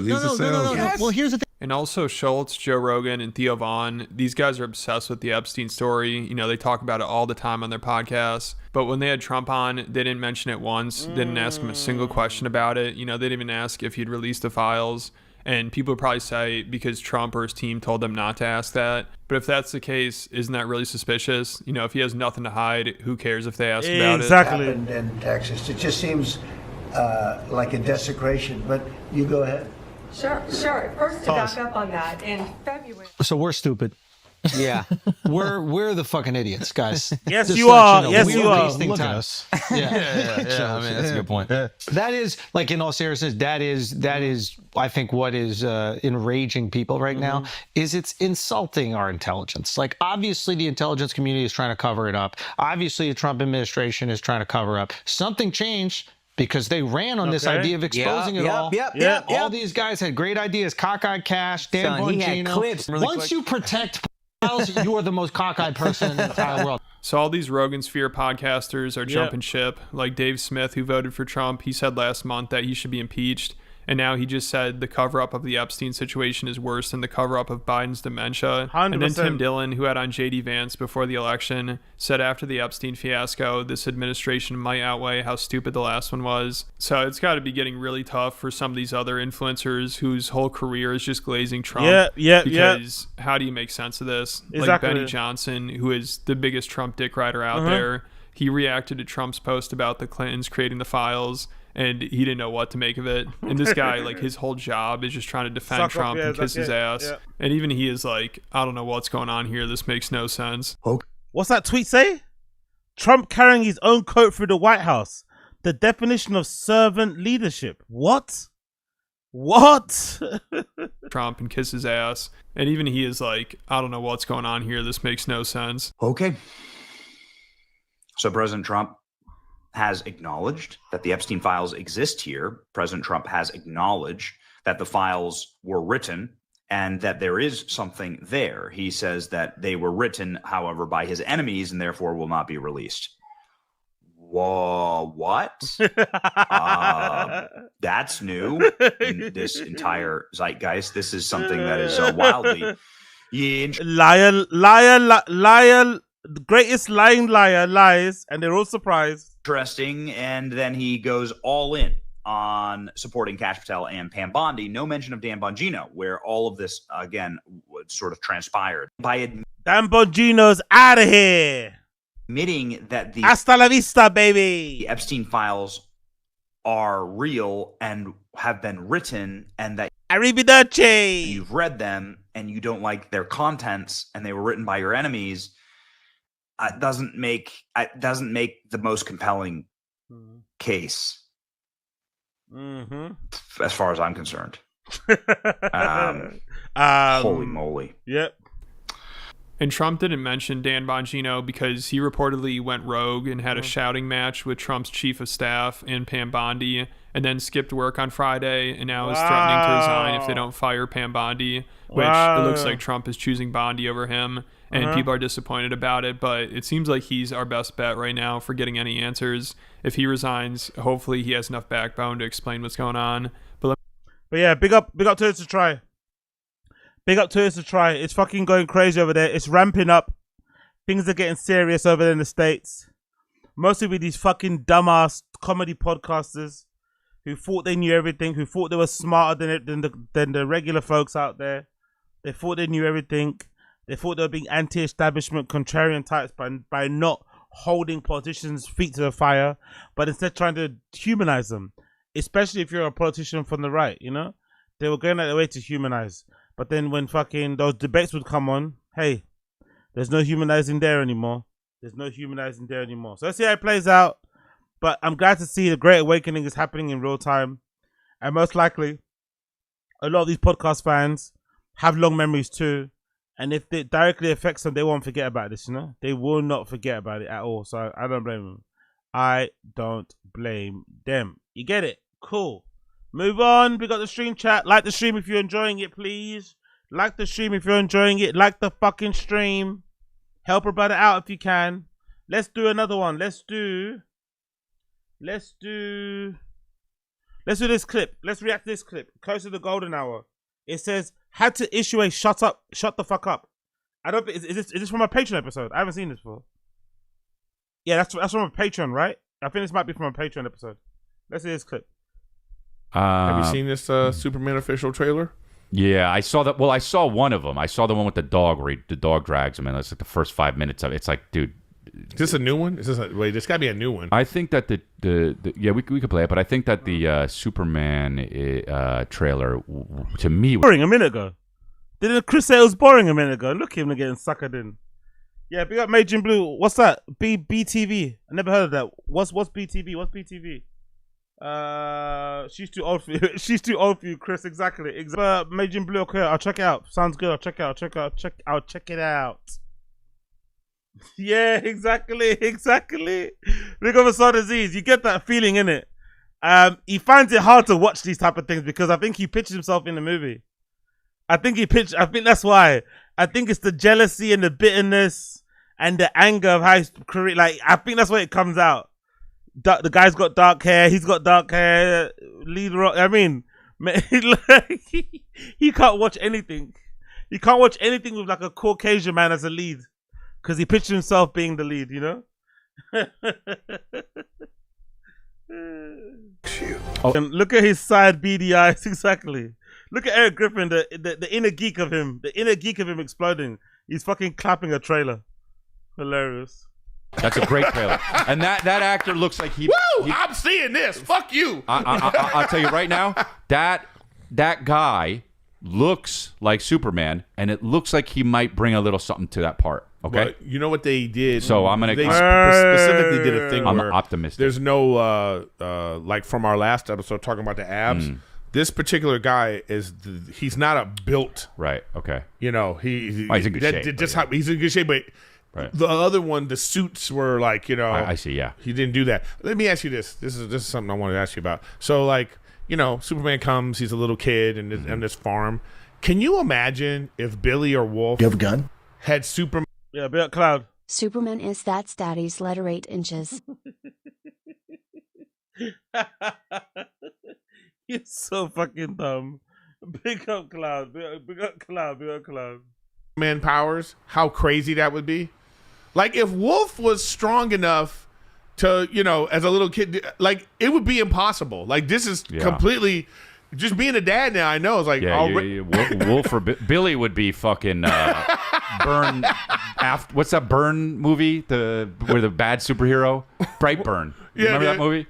Billy would be Brightburn. Wolf would be lifting me up and throwing me around right now. There'd be no Superman. There'd be no Man of Honor. This would be Billy. Have you ever seen this movie? Oh yeah. This movie's terrible. Good pull. This movie's terrible. This is a trash movie, but I watched it. Terrible. And if movie. Billy was Superman, this is it right there. Right. Yeah. Me too. But that's what the concept of this is. Right. You're sitting there. As if your second born is fucking. Yeah. There'd be no way. This movie was so bad. You'd be like, don't do that. Like, what are you talking about? Who directed that? Was that? I thought that was. It can't be James Gunn. Who directed that? By the way, great clip to promote your fucking Patreon, isn't it? This is definitely gonna make people click on the Patreon. Fuck you know. Look it up. On our last David Urefsky. We did our favorite Batmans. What's your favorite Supermans?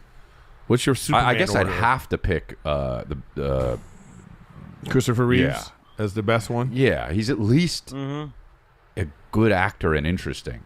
Who else has it been? I thought the original black and white guy from even in my childhood, it was. I thought that guy was. I never saw that. Was shit. pretty good, and he looks nothing like. Oh really? He looks nothing like what this version of Superman. That guy had short cropped hair. He was like a stocky. Oh. You know what I mean? But I think I would go with Christopher Reeves too. I think that. And then who was it? Henry Cavill. And then it was that guy Brandon Roth. Right. He was. Right. Is that his name? Yeah. Not even that guy. That's not even the guy. Who's the guy? They had a bunch of Supermans. I don't know. Go up. Iconic film. Regards the definitive Superman. But yeah, sure. That makes sense. Yeah. I'll tell you the worst. George Reeves you talk about. Tom Welling is who I'm... he was on the show. He was all right. I liked Smallville. I watched that. Yeah, Tom Welling was the one that I would... Yeah. Yeah. Brandon... They're missing some of Papa's inept fucking slow as fuck interruptions. They're missing it. They're missing some of that interruption. They're missing some of that Papa spice. Roth was like... I don't know how he got that part. Yeah, he was but he's better now in other parts. Yeah. I don't know. I don't know any of these guys. Yeah, it's hard to. This is tough. You know what I mean? No. I hated Dean Cain because it was Dean Cain. I mean, that was just such a '90s show. My dad worked on that show, and I modeled myself after Superman. Lex Luthor. Yeah. Yeah, I can't even. Yeah. I'm like you from when we were doing the Batman. It's isn't that a wrestler? Yeah. I used to do that all the time as a kid. I just did it again. Oh. Okay, Nick, shut up. Wow. It's Christopher Reeves, and then the rest doesn't matter. I mean, you could say. I mean, look, Henry Cavill had a run, but to me, those movies were so bad, so bad. But one of the worst Superman movies ever, the worst Superman movie ever, was the one with Richard Pryor. Oh, really? Oh, yeah. That one was just forgot about that. Bad. I forgot about that. Wow. He was good, but that was just bad. Well, he was him, right? Yeah. No. Being him.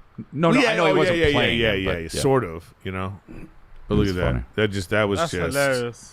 Oof.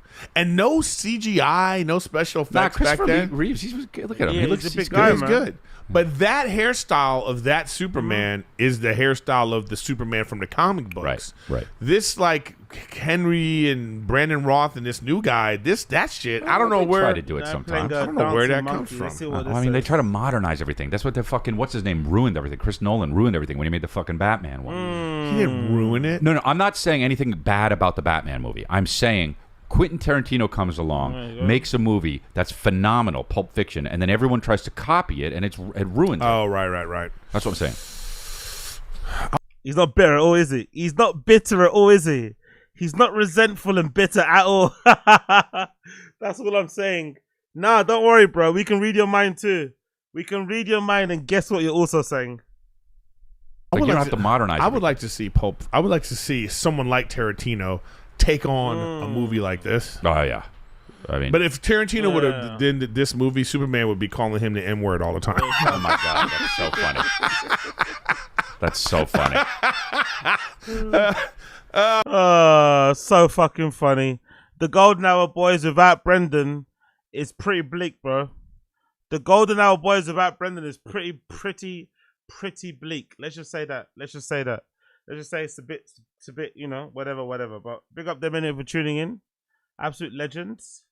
Absolute fucking legends. Let's continue on. More legend talk. The unsurprising breakdown of Joe and Brendan Schulz's relationship, I think, right? Let's play this one. It's from Gold Duck or Jury Duck Duty, sorry. Check out their channel. They do great stuff. Let's see what they do. And it'd be played by like Willem Dafoe or some shit. Oh, shut up. Where is it? Where's that clip? Oh, there you go. Here. My bad. The past 5 years have not been kind to Brendan Schaub. He went from being a relatively well-liked, or at least not flat-out hated, former fighter turned podcast personality who was making a lot more money doing the latter than the former, thanks to his initiation into the ultra-lucrative Rogan sphere by proxy of his co-host and Joe Rogan's longtime friend Brian Callen. To the punchline of every single joke about being a horrible comedian with his own personal hate club verging on 170,000 members. And seemingly on the verge of bankruptcy, facing $1 million lawsuit, with most of his former colleagues wanting absolutely nothing to do with him, including the man that exposed him to such a big audience in the first place. Who is the most hated man on the internet? His name is Hunter Moore. I don't know. Brendan Schaub just went like this. Brendan went from being the most frequent guest on the Joe Rogan Experience to hardly being mentioned by Rogan at all, and not being allowed to perform in his Austin comedy club despite hosting just about every single comedian he's ever been associated with, and being the man responsible for encouraging Schaub to get into comedy in the first place. People are weird, like that want a headline and you know that they know. Like, you know that you're not really a headliner. Like, what are you talking about? Oh, aren't you playing the mothership, Brendan? I don't deserve to be there. I love, again, Brendan's a comedian, isn't it? Brendan's a comedian. Brendan's a people pleaser. Whatever room he gets, he acclimatizes to it. He acclimatizes to that climate. Comes with a tracksuit as well. Wave. Big up him. Continue on. Me and Rogan have had this conversation. I'm not there yet. In this video, I'll break down why Rogan no longer wants Schaub around by highlighting several situations that led to the breakdown of their once very strong relationship. And there's no better place to start than Schaub's failed comedy career. Okay, here we go. This is primarily an MMA. Here we go. Channel, so I haven't exactly been following the ever-developing comedy podcast drama, and with the surface-level information I did manage to pick up, I felt like Rogan was being a terrible friend by not supporting Schaub after being the one to tell him to get into comedy. But after doing a bit of research, I've come to realize that he tried his best to steer him in the right direction, teaming up with Brian Callen to advise him not to release his Showtime comedy special Gringo Papi, which became responsible for most of the abuse Schaub receives regarding his comedy. But Brendan simply disregarded his advice, writing him off as a hater who was jealous of how fast his stand-up career was taking off. Hey, Showtime was giving special. Like, oh my God, I'm gonna be just like them. I didn't realize. And I tried to talk him out of it. You and Rogan did. I tried to talk him out. We almost got in a physical fight over it. I was like, oh, Jesus Christ. Now, Rogan is far from being a talented stand-up comedian himself, but he does love it and has been doing it for over 30 years with 6 specials under his belt at the point that Gringo Papi was being released. So probably felt like a major slap in the face to be dismissed as a hater while he was trying to give genuine advice based on lived experience. And most likely made him feel like Schaub didn't actually respect him as a comedian because he didn't think he was good. And when Joe Rogan's own bomb of a special came out on Netflix in 2024 to overwhelming mockery and terrible reviews, along with accusations of him actually repurposing a couple of Schaub's jokes, it was all but confirmed. That line, man. That line. Repurposed a couple of Schaub's jokes. That has to be a nightmare for every comedian. That has to be a nightmare. By Brendan's former assistant, Mark Harley. Brendan behind the scenes, like because Joe has been critical of him in private about his stand-up, he legitimately had a grudge where he's like, he would kind of try to downplay Rogan's comedy, like, people saw your show and said it was like a TED Talk, and like that like helps his ego a lot to think that other people don't like Rogan's stand-up. So like by doing this, like Brendan would actually watch that video and be like, "Ha, told you!" Like, yep, of course. You're trying to criticize me, but you're the one that people don't even like. Considering how close to his heart Joe holds comedy, it's not too surprising that he began to distance himself from Schaub and never invited him to move to Austin, even though he goes out of his way to invite almost everyone that makes an appearance on his podcast. Good point. Good point. Brendan's the only one that hasn't been convinced, hasn't been asked flat out. Move here. I'll cover your rent. I'll buy you a crib. No one's actually said that. At most, they all say the same thing, that they're techno glasses, or they say some big round shit. I don't know. I'll figure out tomorrow. Let's go. Especially if they're a comic, as he's trying to turn Austin into another stand-up powerhouse like LA and New York. For example, look at the unprompted sales pitch he makes to Bobby Lee, who actually criticized Austin in the past and has absolutely no desire to move there. More on Bobby Lee in a bit, by the way, as he played a pretty big role in what happened between Rogan and Schaub. It's a great place tax-wise, it's a great place traffic-wise, it's a great place. The most important thing is people-wise. The people here are so friendly. Austin people are great. As if he interacts with some more people. As if Brendan O'Brien interacts with quote-unquote regular people. As if. If that was the case, we would have scrubbed it a long time ago. What the hell? Like, I don't know. Just enjoys being a victim, I guess, isn't it? Just enjoys being a fucking victim as per usual. People, they're really nice. They're nice. They're not shitheads. They're not Hollywood people. They're not lost in this fake world of leftist ideology that everybody's trapped in. Wow. They're just people. They're just regular people, man. And those people exist outside of these blue bubbles where everyone's gone insane. Did you hear that Legal Mindset is an alleged groomer and revenge PR 0 into 16-year-old? Yeah. Guy had to leave the USB-C of credit card debt. I saw some for rehab, rehabilitation, whatever, but it's not gonna last long. It's not gonna last long, man. What the hell, man? What a piece of shit. Oh my god, the target was like none the wiser. I'm sure a lot of them felt extreme pain. You know what I mean? Getting that shit rained on top of you. Fucking hell. Absolutely diabolical work. Now, despite the fact that Rogan clearly never wanted Schaub to move to Austin, demonstrated by not only never inviting him, but also not allowing him to perform at his comedy club while letting his co-host Brian Callen film a whole special there, Schaub still decided to move, likely in hopes that being so close would make it too... Yo, big up NJ Ranger, big up NJ Ranger, big up NJ Ranger. Did you hear that Legal Mindset is in... Yeah, I think you played that before, no? Yeah, I think you played it before, sorry. I think I saw it before. Big up NJ Ranger. Did you know that Legal Mindset is an alleged groomer and revenge porn? A 16-year-old bum had to leave the US because of credit card debt. Go east. Big up NJ Ranger. You're fucking G. Let's continue. Awkward for Joe to not let him back into the Rogan sphere, but not only didn't that work, but the move itself proved to be somewhat of a disaster. With the warehouse he rented out for the studio. Hold on. I just noticed something. Is that a dry, fast, all gas logo on his hat? Itself proved to be somewhat of a disaster, with the warehouse he rented out for the studio having a horrible effect on the quality of his podcast, with audible echoes, loud industrial AC, an active railroad right outside of the compound, and timed lights that periodically go out during filming. I didn't have time to look through hours of the Fighter and the Kid episodes to find these moments, or even knew where to look in the first place, so shout out to American Redac for the following footage. This new studio is so huge, it's going to be really echoey for a little bit, but we're going to eventually fix it. We'll get some. Sure you will, Chin. Sure you will. Sound absorbers. Furniture. It looks like he's singing for his supper, isn't it? Is it me? Is it me, or does Thingy look like he's singing for his supper? Get stuff going. What is that noise? It's AC. It kicks on for a little bit. It'll turn off. Old school. But that's a train. Yeah, there's a train that goes around. Oh. Naturally. What do you mean? Oh, you didn't know there's a train? Oh, don't go straight to this car then. Keep it that simple. God damn it, who for you though? LOL. Who for?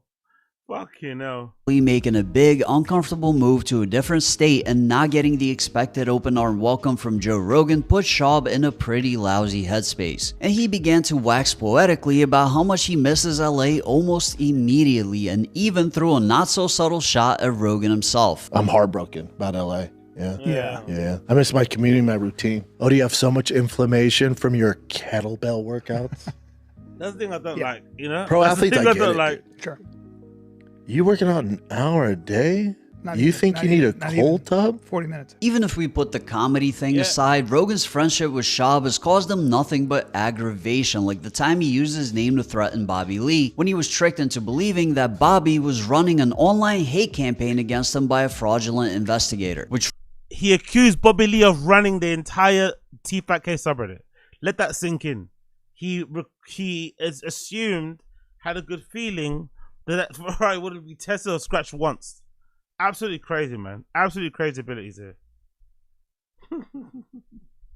rubbed Joe the wrong way, as his relationship with Bobby goes all the way back to the mid-90s. You were gonna expose me to Rogan and all these people, and that I should get a lawyer, and that I mean, this is what you told me. Wow. And also just, mind you, Say sorry to me, it was at a level 10 of rage. It wasn't like a soft-spoken, like, you know, Very aggressive. Yeah, it was extreme, you know what I mean? Threats. There's been a lot of drama lately, and one of the things that happened was somehow or another my name got entered into this thing, and I don't want to get into it in too much detail, but I'm like, okay, I must call Bobby, and I called him, and I said, listen, I don't know what kind of, I'm just hearing about this nonsense now, but I love you. Good friend, I would never let anybody talk bad about you. I would never let anybody come on my show and talk bad about you. Then there was the incident with Ariel Helwani, where Brendan recklessly retold a false account of why Ariel was in bad graces with the UFC, once again dragging Joe's name into the mix. You know, the reason why the UFC doesn't like Ariel is because he was told backstage that Brock Lesnar was coming back and then there'll be an announcement, and then he went and wrote it up,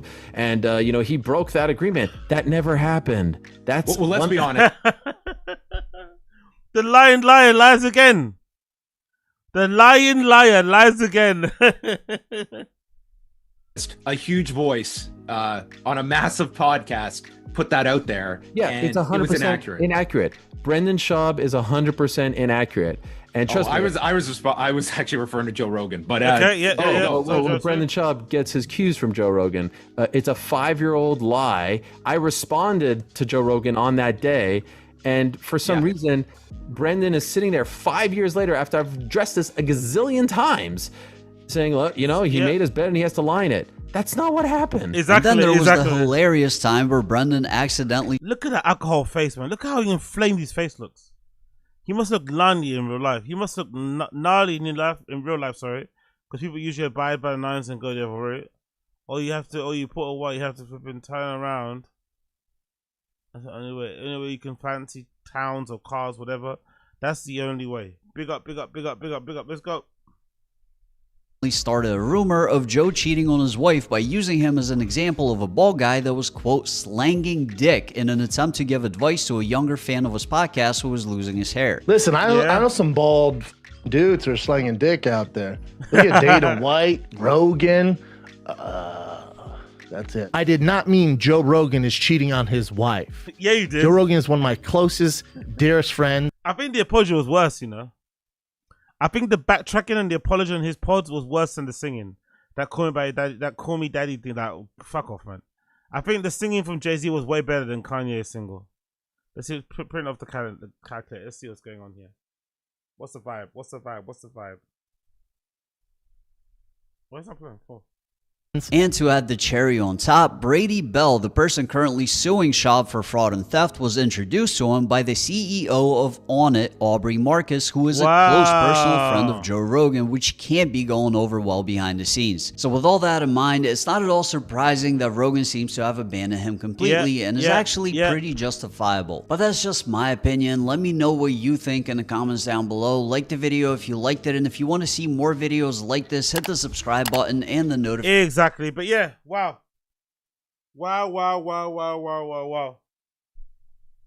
Joe's got a lot on his plate now, innit? Joe's got a lot on his plate. Joe's got to deal with this. Joe has got a lot on his plate. Maybe that's why Brendan's not even bothering hitting him up for a slot, because he's got a lot going on now. He's got a lot going on, and sometimes I don't know why, but sometimes when they close it open, do you know what I mean? So it's all closed no money. That'll end up being Hellstar or something. You know what I mean? So I get it. Okie dokie. What else have we got here to show you? Wings of Redemption has set. What's that? Hasn't taken these SSRIs for a week.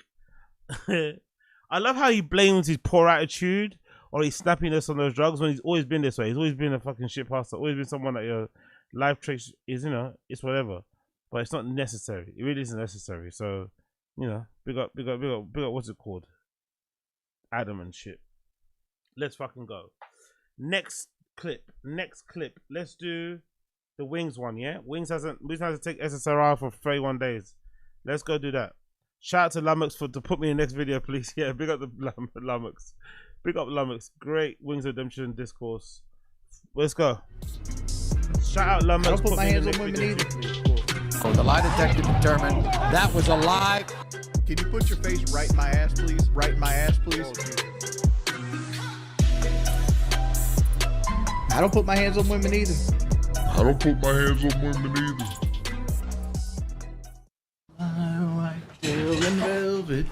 Is Lummox sexually attracted to Wings? Why the obsession? As we expected, there's no Zaxby's out there because the cameras didn't go off. Is Zaxby's that good, by the way? Why does Wings like it so much? Is Zaxby's good for my American viewers? Is Zaxby's that tasty? Like, he loves fucking Zaxby's. He fucking loves it. Nigerian. Is that Hey Arby person a guy you used to play Rainbow with? What's the beef? He's come in pretty hard recently. Grievance of trolling. I'm glad nobody else knows about it. Thank you for the $5. And just a sad fat man sitting in his house, upset at me. Sing some Metal Wings. Let's hear it. God, you guys put me on the spot. Oh, my vocals.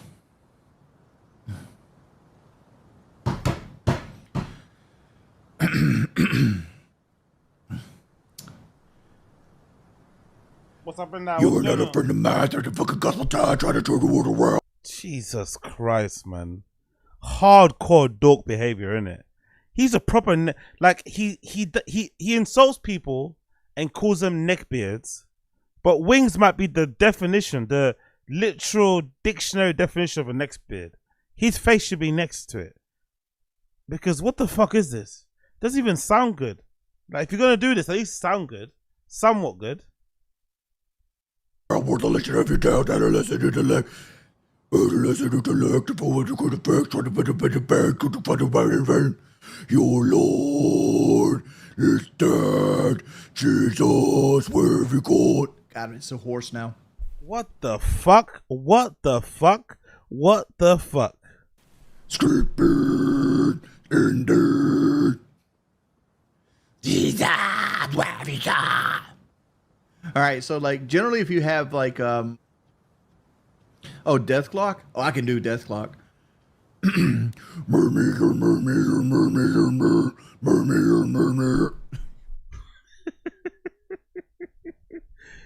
Oh, there's something about being a lolcow that turns you into an infant, isn't it? I wonder what it is. What is it about being a lolcow that makes you like way less mature? That makes you act a lot less mature than what your actual age is.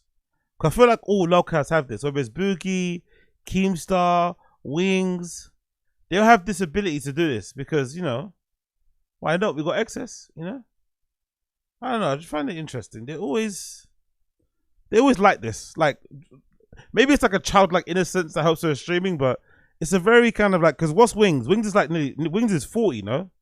I think Wings might be 40. So, are you okay? You gotta be yeah. Collaborate and listen. License back. I got a brand new invention. Something. Grab the hold of me tightly. Someone in school must have told him this was cool, innit? Someone in high school must have told him this. Oh, he didn't go high school, did he? I don't think he didn't even graduate the whatever it comes before high school. Is it college? No, high school was before. No, he didn't graduate college. He didn't graduate college, but he didn't also graduate high school. So he didn't go to college. He went to high school, but didn't graduate because I think he says, what's Wings' excuse? He didn't graduate high school because he was getting bullied. and he couldn't put up with it, so he left. It's like, I think you didn't graduate high school because you were fucking dumb. Sharp like a harpoon daily and nightly. Ever never stop, yo. I don't know. Run off the lights though, and I'll glow till the extreme of a mic like a band. Don't let the stage works and jump like a cat. What the fuck is going on right now, man? Jesus Christ. Dance like a digital bomb, killing your brain like a poisonous mushroom deadly. With a little melody. He's really trying to perform. He's really trying to perform. Anything less than the best is a felony. Let him way. Go to the bullshit the kids don't play. If there was a problem, yo, I saw it. Check out the hook when my DJ revolves it. Jesus Christ, man. Look how proud of him. Like, again, no one has more self-confidence than Locals. No one has more inner self-confidence. No one gasses themselves up more than Locals. I fucking love it. Yeah. What would it cost for me to take a shot on stream? $50,000 US. Yeah, you're never getting that. Nah, we're not booting up R6. I don't have an R6 team anymore. Some people say they want one thing, but in their heart they want something else. What's that? I have no clue what I actually want in my heart. I never think about it. I don't think about it. I wish Elden Ring streams did better donation-wise. That's about it. Like, I've had a pretty good time this stream. Sure you have.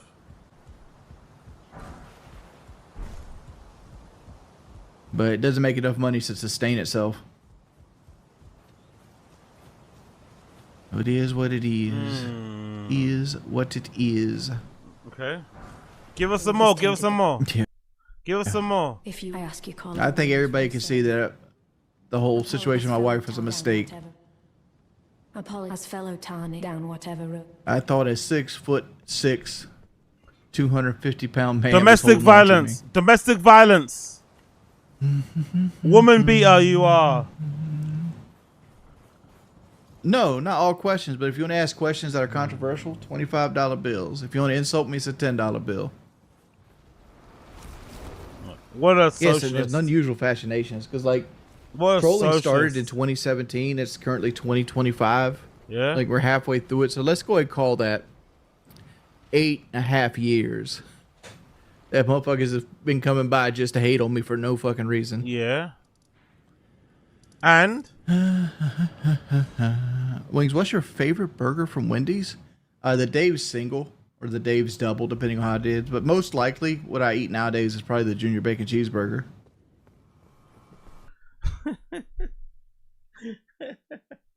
I love this as well. This cope, like, who you convincing?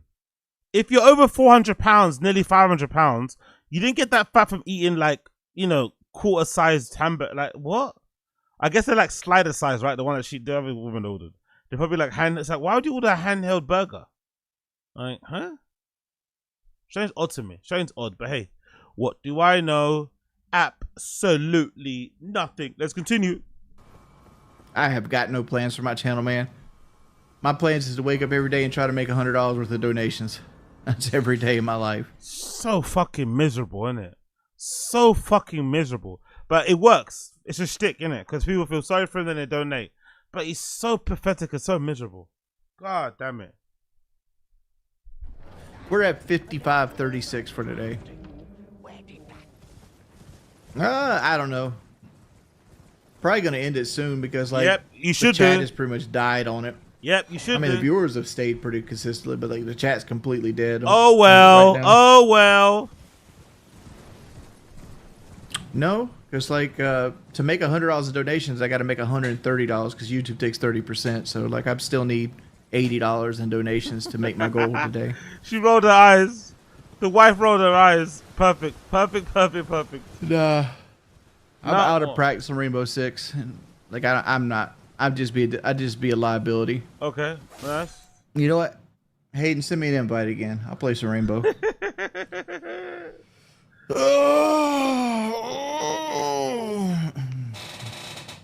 Okay. Wings, why do I hate Japanese cars? I don't. I just think they're boring. Japanese cars are boring, but pickup trucks aren't.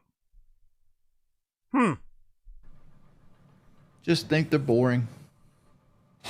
I recently just like jumped out of my regular consistent stack. Okay. And It's a long story. this guy. Yeah, well, the Chiga's the guy I got upset at. And it's like he just little snarky remarks and stuff like that. God forbid you get snarky with this guy. God forbid you talk back to fucking Wings during Call of Duty streams. God forbid you push back against his constant whining, complaining, pointing of the finger. God bless you if that happens, because that man just camps and does nothing else but camping. One day that fucking thing's gonna destroy him as well. You feel that tuber thing he hides on you. Fucking no. Come on, Wings.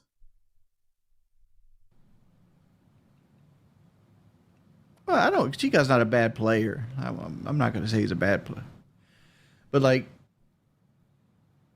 if he's doing well and you're doing poorly, yeah, he'll make snarky remarks about it. Aren't you the king of snark, you fucking person? Don't you do exactly the same thing? This guy. Just what time it exists in the day doesn't mean, because like I play with some creatures. Like they wake up at like 10 p.m. Yeah, you can tell he's nervous, isn't it? He's shaking his leg super hard. That's why his camera keeps bouncing up and down.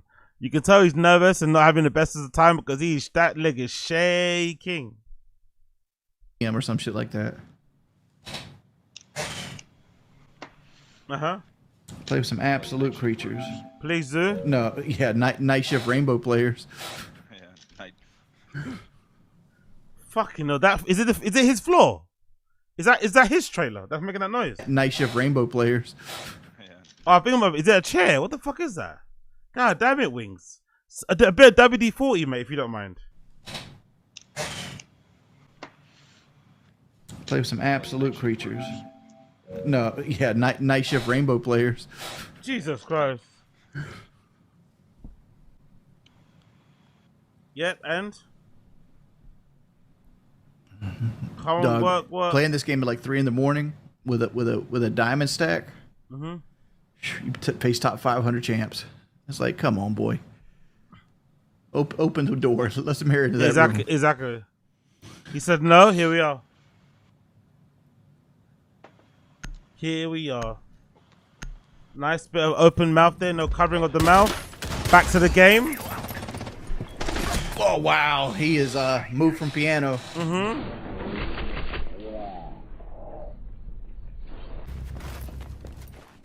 In closet and a kill cam. I don't know. He just runs around the whole time. Oh, he got shot upside down. He got shot upside down. That's fucking brutal. I don't know. He just runs around the whole time.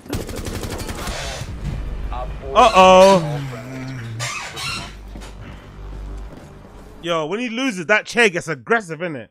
When he loses, that chair gets aggressive on him. God damn. That's stream sniping right there.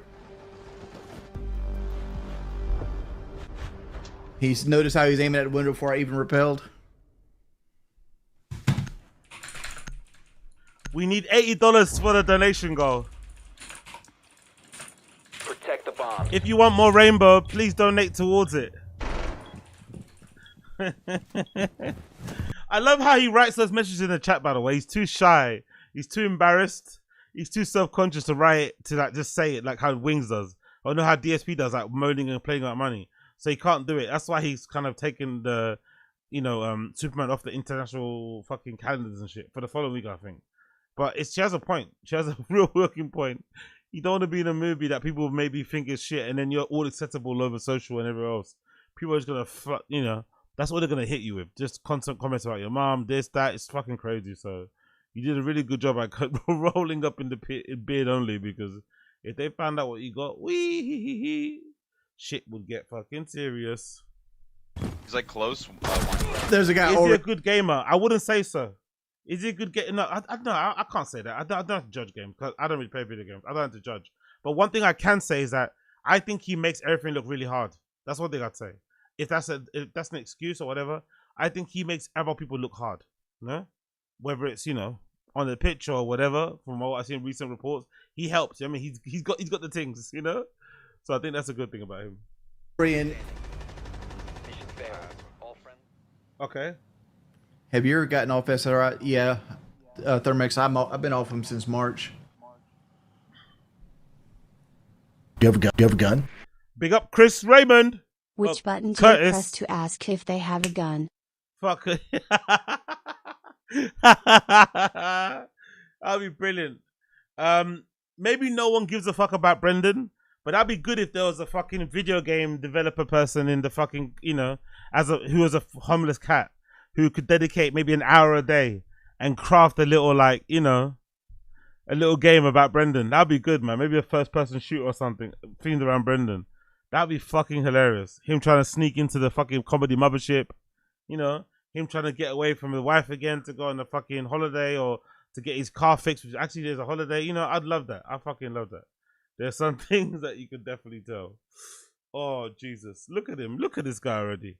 Look at this guy. Yeah. I can use that same ball forever. Oh, the pills. Oh, and he doesn't. I feel like he also doesn't take them because if he doesn't take his SSRIs, his mood is a bit more all over the place and erratic. But those moods are what bring him joy clearly, and we enjoy. I think that's what's happening. So, yeah, gonna have to get it cut out when I'm back or something. Who fucking knows? Who fucking knows? Next, actually, let's check this out quickly before we continue. I've just seen this on my fucking phone. Let's just check this out quickly. Bear me 1 second. There's some drama happening at FMW actually. I just seen this because of the backlash or the backlash from the academics thing. So let's actually, let me play it. Let's stop Wings for a bit. Where is it? There's a clip here that I've got from. Yeah, there it is. There's a clip here from. Where is it? There we go. So as you guys know, these guys on Back and Fig have been beefing with academics, right? I'm sure some of you guys know the fucking law a bit. I'm not going to explain, but essentially these are former hair in my mouth. Yeah. Former No Jumper co-host, and they went off to start their own thing, and they've had ups and downs, drama and shit, but now they have some beef with academics. And the beef was real. It sounded kind of real. And I think the beef was around Kendrick and Drake. I don't know how it started, but there was some sort of beef. They called each other names. Anyway, long story less long, this person put a clip together sort of summarizing how they spoke about academics and then how they spoke about academics or what happened when they ran to academics after, because academics was in Turks and Caicos. So you'll see the first video will be about how they acted towards Akron on the beach, and the second video will be about how Buttons was in LA performing, and how comfortable they felt, no pressure or nothing. So, okay, good. Let's freaking go. A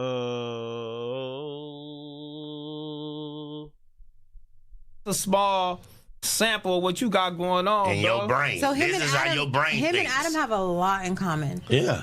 Because Adam They did like that child minors. predator shit too. Yeah. And they want to fuck these porn stars to cover up y'all sick fetish. Like, that's why they can't fuck enough of them.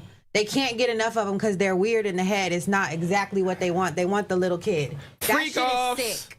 3 weeks later. Bitch, I wiped it, that was facts. On Twitter, don't believe the hype. I put my life on wax. I made it back in, do that shit the same as facts. My nigga. And then he went to his section. So after all that talk, after basically calling fucking academics a pedo, when he went to Turks and Caicos, T-Rail and his missus went into academics' section, and academics made T-Rail drive the boat. Academics made T-Rail drive the fucking boat. After all that yapping,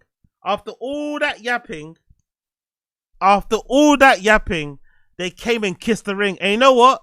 I'll tell the piss out of fucking academics' smug face sometimes and his ugly face. But I have to give it to academics. You have to give him the props. He can smirk all he wants. Academic. Because they were playing it like they were going to beat him up. He's this, he's that. Fuck Drake, fuck this, fuck that. But when they bumped into him in Turks and Caicos, it's all love. They wanted drinks. They were in the section. Okay. Well, there's been an update. People. There's been an update. There's an update here. Big up the Back on Fig subreddit that shows a full 6 minutes of what went down. Let's see. There we go. 6 minutes of T-Rail going crazy on Shame on You. Let's see T-Rail try to explain himself. Let's see what he says here. I'm curious to hear what he says. How does T-Rail explain calling academics a pedo, making it seem like it was all smoke, and then when you see him in Toxic Caicos, you're keying, being in his section, drinking all these drinks and shit? How do you explain that? Wait, who been on TMZ more? Myself, you niggas is average compared to what I'm thinking. Who been on TMZ more? Who been on TMZ more? This is we're talking about popping, right? Oh God, that's average niggas. Average niggas don't make TMZ. I've been on TMZ and blogs. I've been on everything. Average niggas don't make TMZ. I never made it. I'm an average nigga. I'm talking about average as far as your mentality, what you think, what you doing, and how you going. Like I said, if you're not fucking with you crazy. Y'all not fucking with me at all, dog. Crazy. Y'all niggas not fucking with me at all. Wait, hold on. Wow. When's the last time you was on KTLA 5? This nigga was just on KTLA right now. KTLA 5? Oh, now you gonna shoot down KTLA? That nigga crazy. KTLA 5? That's news. He crazy. The fuck are y'all talking about? You just said you care about the news. I don't give a fuck about that. When the last time y'all had a whole MTV show? He not a loop. When the last time you know what MTV show? What Yeah. you talking about? He was a co-star. What are you talking about? I'm a star. That shit was King. Did you see with Star? Tiger. That was not King. Did you see Real. Star? What are you talking about? Did you see Star? Bro, what Did you see what Star? you talking When about? the last time you got What is paid you talking about? $15,000 an episode What? for anything? What are you talking about? Look, You've been on the current show. The Dame show is way more current. The Dame show is way more current than that motherfucking show that you was on. Talking about, and that's the Dame show. What is you talking about? Mentality. I didn't say that I was the motherfucking star of the show. Mentality, niggas is I not didn't say. This most likely started with them trying to hold T-Rail accountable for letting academics drive the boat with him, right? For letting academics pour a drink in his mouth. That's probably where it started. And look at where it's ended up. That was the same story. It don't matter. You talking about I didn't who's say on that. what? I didn't say that. Mentality, niggas This is nigga not losing on his my level. mind.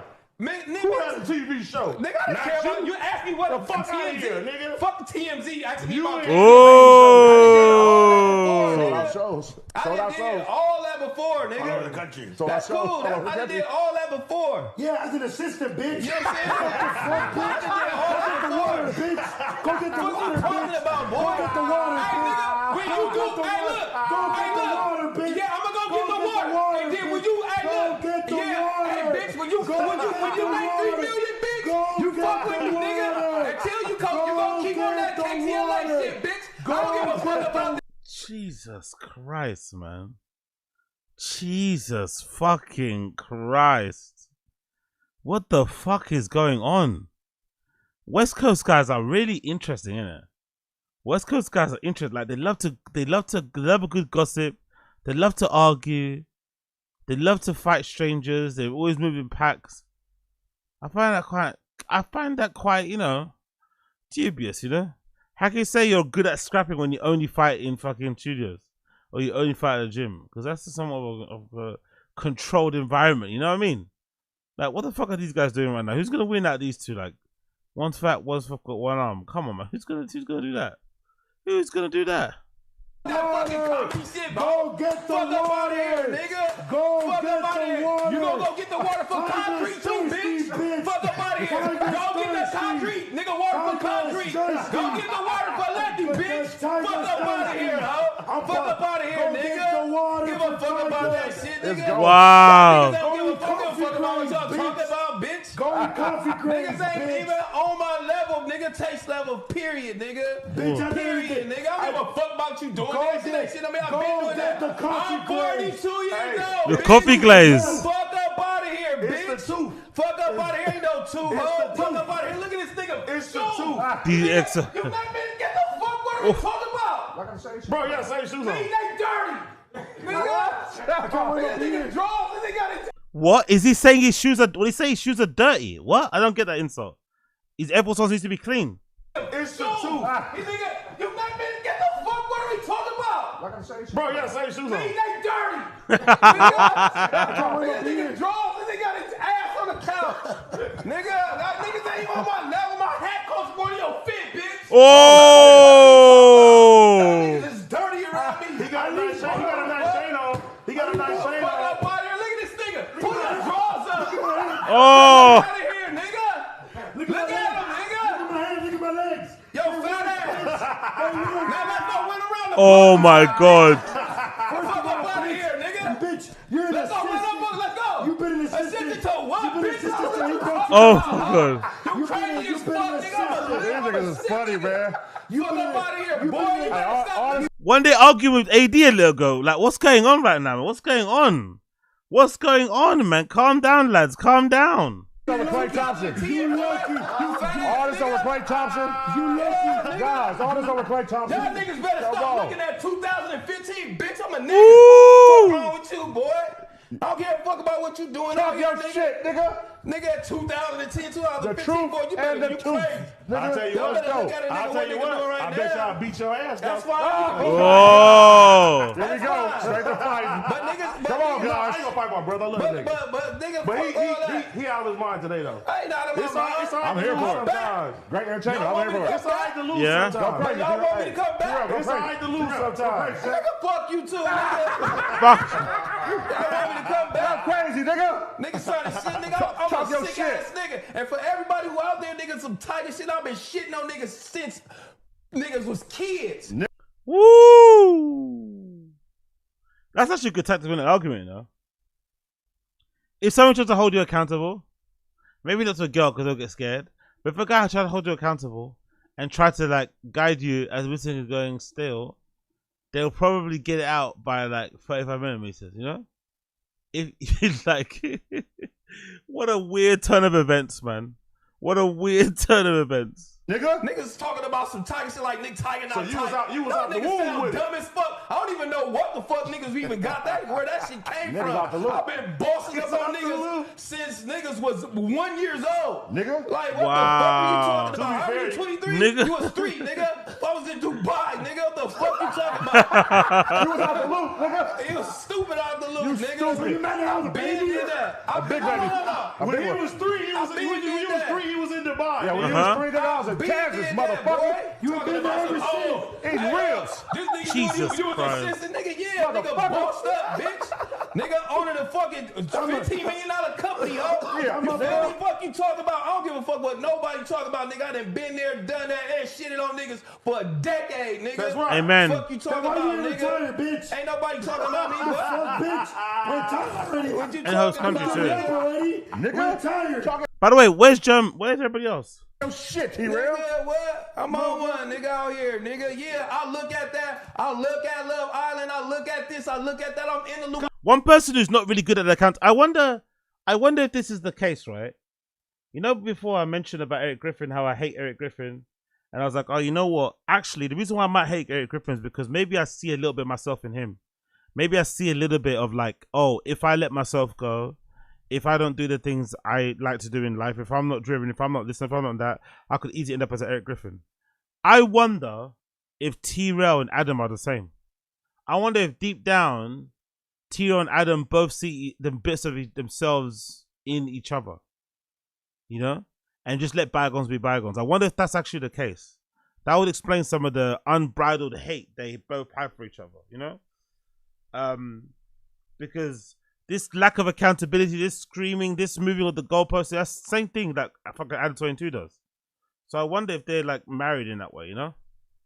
They've got the same move. They've got the same move all the time. Cause you was a bitch, nigga. Yeah. Y'all niggas just out the loop, nigga. Shut the fuck up. Niggas just out the loop. Bitches watching Love Island. Yeah, They ain't watching no that's Love just Out the Island. loop. Just because niggas can't do shit, niggas talk down on shit. Who That's can't because do what? niggas Watch is Love weird. Island? It don't even. It's up just talk about period. It's on action You know what TV. I mean? No, I can't do No, shit. this ain't about you. This is in general. This in general. He's talking. It's talking about period, nigga. Just because niggas can't do shit Let or him done land, certain let him other land. shit, they talk down on shit. I ain't gonna talk down on. You feel Preach, me? Like, preach, preach. That shit is over with. Out of pocket, nigga. I'm good, nigga.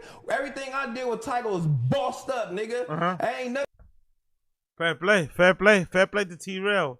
Trell's not having it. Trell isn't fucking having it. But too late now. It's too late now. It's too late. What else we got to do?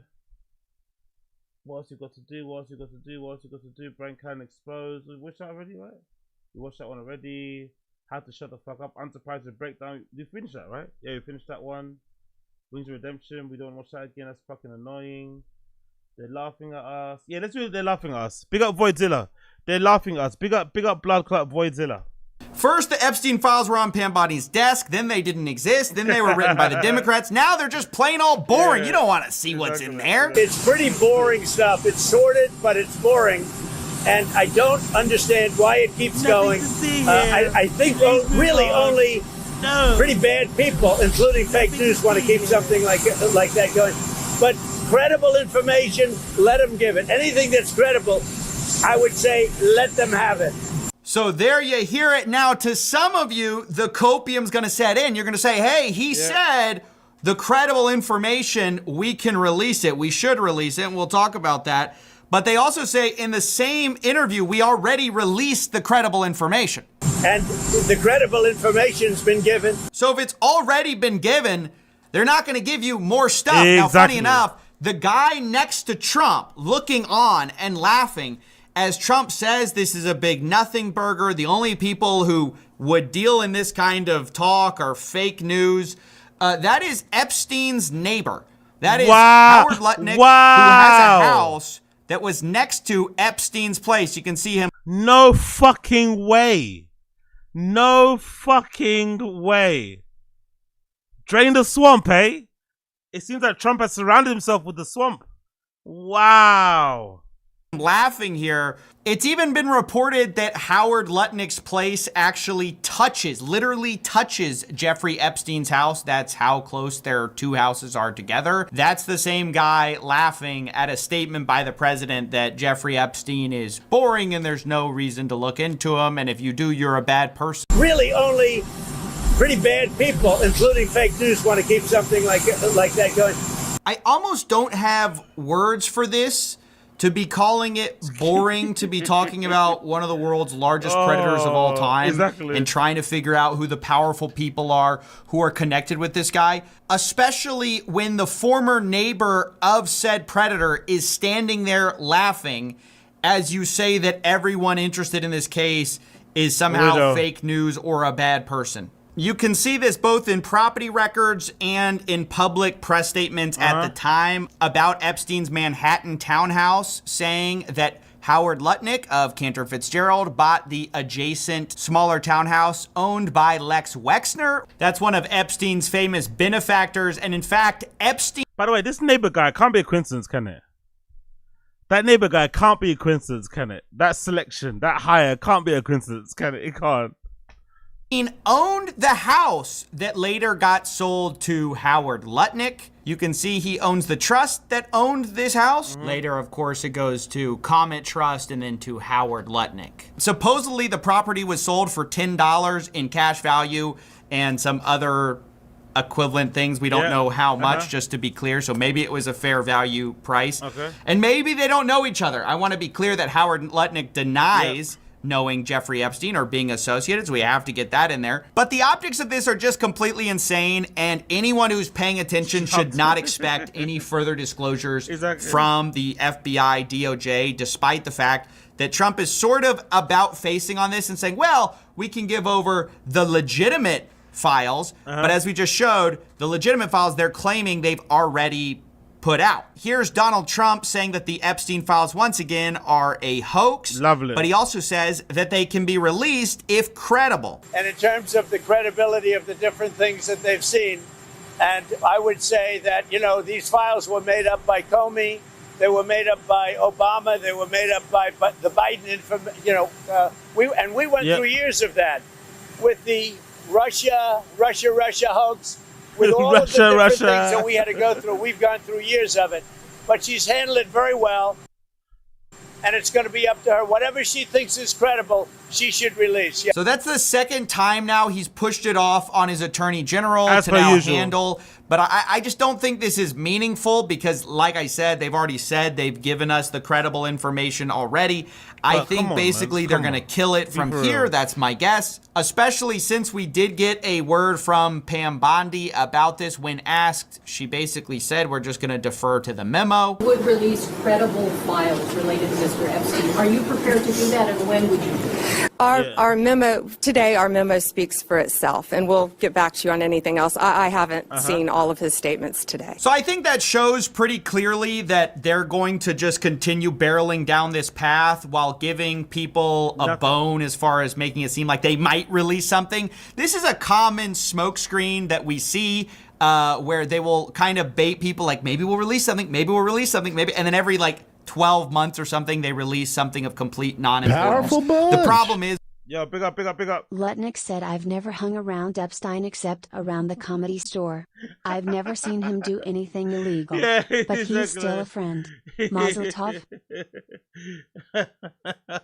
Yeah, I've seen him twice. We never gone to dinner. Me and Netanyahu, we never gone to dinner. Maybe Ye was right. Maybe Ye was right. is when people like this control the files, anything but a full release besides the CSAM and victims' names is not going to do it. You have to, the only way to do something like this is to release all of the files, except for those small categories. That's the only way to build back trust. But clearly that's not what's going to happen. And anyone who's paying the slightest bit of attention to what our leaders are actually saying, they are absolutely telling you they're not going to do it. They're all deferring to each other. Trump's deferring to Pam Bondi. Pam Bondi's deferring to the memo. And ultimately, no one is going to be held accountable. Now, there have been some political games played with this, with the Democrats trying to get the Epstein files released. This was actually blocked by people in Congress, which is just so mind-blowing to me that people would actually say no to releasing this, but they did. Saying aye. Aye. Those opposed say no. It's not that odd to me. It's politics, isn't it? It's all entertainment. It's a big game. So they're going to put on the best show possible on the best networks reaching most people. I don't think it's ever meant to be like a hardball interview type of thing. I don't think so. From what I can remember anyway. In the opinion, Chair, the noes have it. The amendment's not agreed Chair, I'm kind of shocked by that. I will ask for a roll call. 5 yeas, 7 nays. The amendment is not agreed to, and I think most of us believe what's appropriate will be released when it is time for the president to release it. Well, Madam, thank you. So there you see it. We're just supposed to blindly trust that they're going to release it. Honestly, I have no faith in any of this. I think this is all political theater. Honestly, the people who are like, oh, look, it's just the Republicans. I mean, we could have released this a long time ago. To be honest, I don't trust any of these people until I see actual documents released. I agree with that mindset as well, especially with this rap beef. Like, what's the actual problem? If there's not a real problem, stop hyping it up and making it a thing that it's not. Please, for the love of God, please. For the love of God. But hey, what do I know? Believe this is all theater. I don't actually believe they're going to get this done. I think they could have been doing this from the very beginning. And truth be told, we've seen our government protect Jeffrey Epstein for over a decade. This didn't start in 2019 when he died. This has been going on since the early 2000s from his first plea deal where he got a non-prosecution agreement. I mean, we have been protecting this guy. Powerful people have been protecting him for years upon years upon years, and it crosses party lines. So while, yeah, I guess it's cool that we're like making little votes like this and we get to see like people actually put the words out there, like I'm not gonna force the release because they'll tell us when they feel like it, so we can see the despicableness firsthand. I don't actually believe that politicians are gonna be the one to open this case wide open. I think it's going to be either a leaker, a hacker, somebody who is just like willing to YOLO on this that will actually meaningfully move this case forward. I haven't seen any evidence that there is political will besides dunking on. Or maybe somebody in the administration leaks it. What about that? Is that possible? Some conniving brave on some Edward Snowden shit, on some whistleblower shit. Somebody within the administration gets a hold of it and just like publishes it on GitHub or something. Or puts a link up out there and just disseminates around the world. I wonder if that's actually possible. Or is that just too bold of a brand to fucking change? I wonder if they can do that. On your political opponent to actually do anything. Because that's all we've really seen so far is people hit each other with the old, like, you're involved with Epstein. And then you go, whoa, hey, can you release the file? Yeah, big up Asad Aziz. Did Logan Paul pay back that Crypto Zoo stuff? No, he didn't. He didn't actually. But if I'm not mistaken, the current status is that Logan sued CoffeeZilla for defamation and something else. He's trying to basically bleed him dry. But then in the meantime, everyone obviously rallied behind Kevin Durant or whatever to back him up, which kind of failed the whole fucking, psyop or gay up thing that he was running. And then the last time I checked, what's the stumbling block now with the Logan Paul thing? Last time I checked was what was it again? I don't know. The last story I saw about him in media anyway was Prime. I saw a thing about Prime sales being down a considerable amount, and it's the worst timing because allegedly they're meant to be selling some IPO this season, or end of third quarter. We're meant to be seeing the end of flipping him in the UK as fans. So let's see how we crack on with that one. Let's see how everyone cracks on.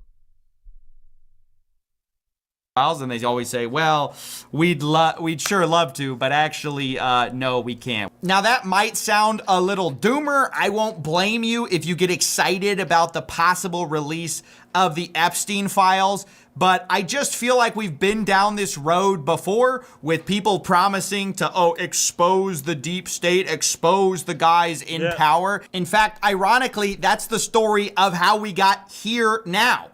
Is the Trump administration was dunking on their political opponents for years, saying that, they're secretly involved with Epstein until it was time to release the files. And then now, it was made by the Democrats. So that's where we're... I hope somebody holds Rogan accountable too.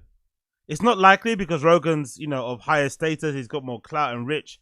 And when people go to Rogan's house, they're going to be fucking bowing, getting rid of the glass and stuff. But it really should be beaten up a lot, It really should be beaten up a lot. Because this is crazy. Jesus Christ. Big up CoffeeZilla though. Big up CoffeeZilla. We love him. Big up Voidzilla. Check him out. His second channel, Voidzilla. He does a lot of good shit there. Big up my GG. Void fucking Zilla. Alright, what else we got here? Let's do... So much Epstein stuff. I'm fucking tired of Epstein stuff anyway. My brain's about to break from Epstein stuff. Let's move away from Epstein stuff. And let's do... Actually, I've done quite a bit, I've done quite a bit. Oh, let's do this one. There we go. Brendan was on the cover of some car magazine. Don't ask me why. Don't ask me when. But for some reason, someone at a car magazine hired Brendan to be the cover star. He's a cover star baby of this magazine called what? Diesel World. Where is it? Is it Diesel World? There you go. Diesel World right there. There's fucking Bapa on the cover of Diesel World. What do we think about that? What do we think about him being on the cover of Diesel World? Diesel World, it says Brendan Schaub's one-of-one power stroke high fighter built. Oh, get it? Fighter built. T-Fat K. He used to be a fighter. That same font. Fighter built. Get it? Anyway, let's see what they got here. The caption: my ugly mug made the cover, but it really should be the boys who put the endless hours and late night Sigma Sports. Every month I get street truck FN 1000 Diesel World mic at the house. I love them. I can't wait for my two boys to see this on the wall or in the mail. Okay. There's Brendan driving his fucking pickup truck. Ironically, unironically, this is his best car, in my opinion. Without, I'm sure most of you agree, but I think this is his best car of his collection. This car here is his best car that he has, 100%.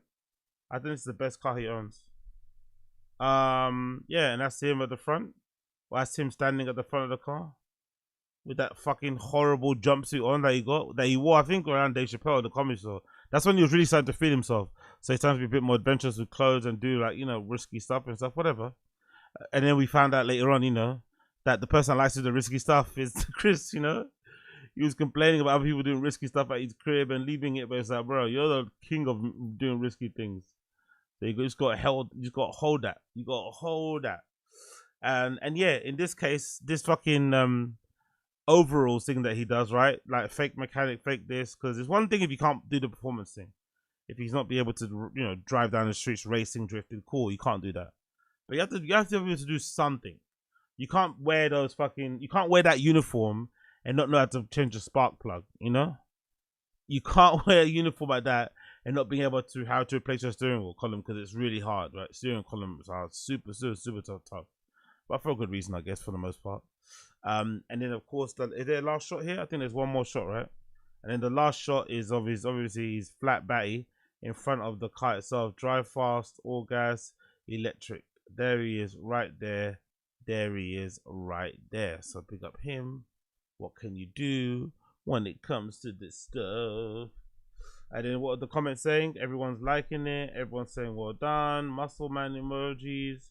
So this is good so far. This is only the first time I've seen it. Get no love from this own fan base. But yeah, let's continue this one. This one's what? What does it say here? Couldn't be a new guy in the neighborhood with steak and flowers. Couldn't be the new guy in the neighborhood with steak and flowers. Cool.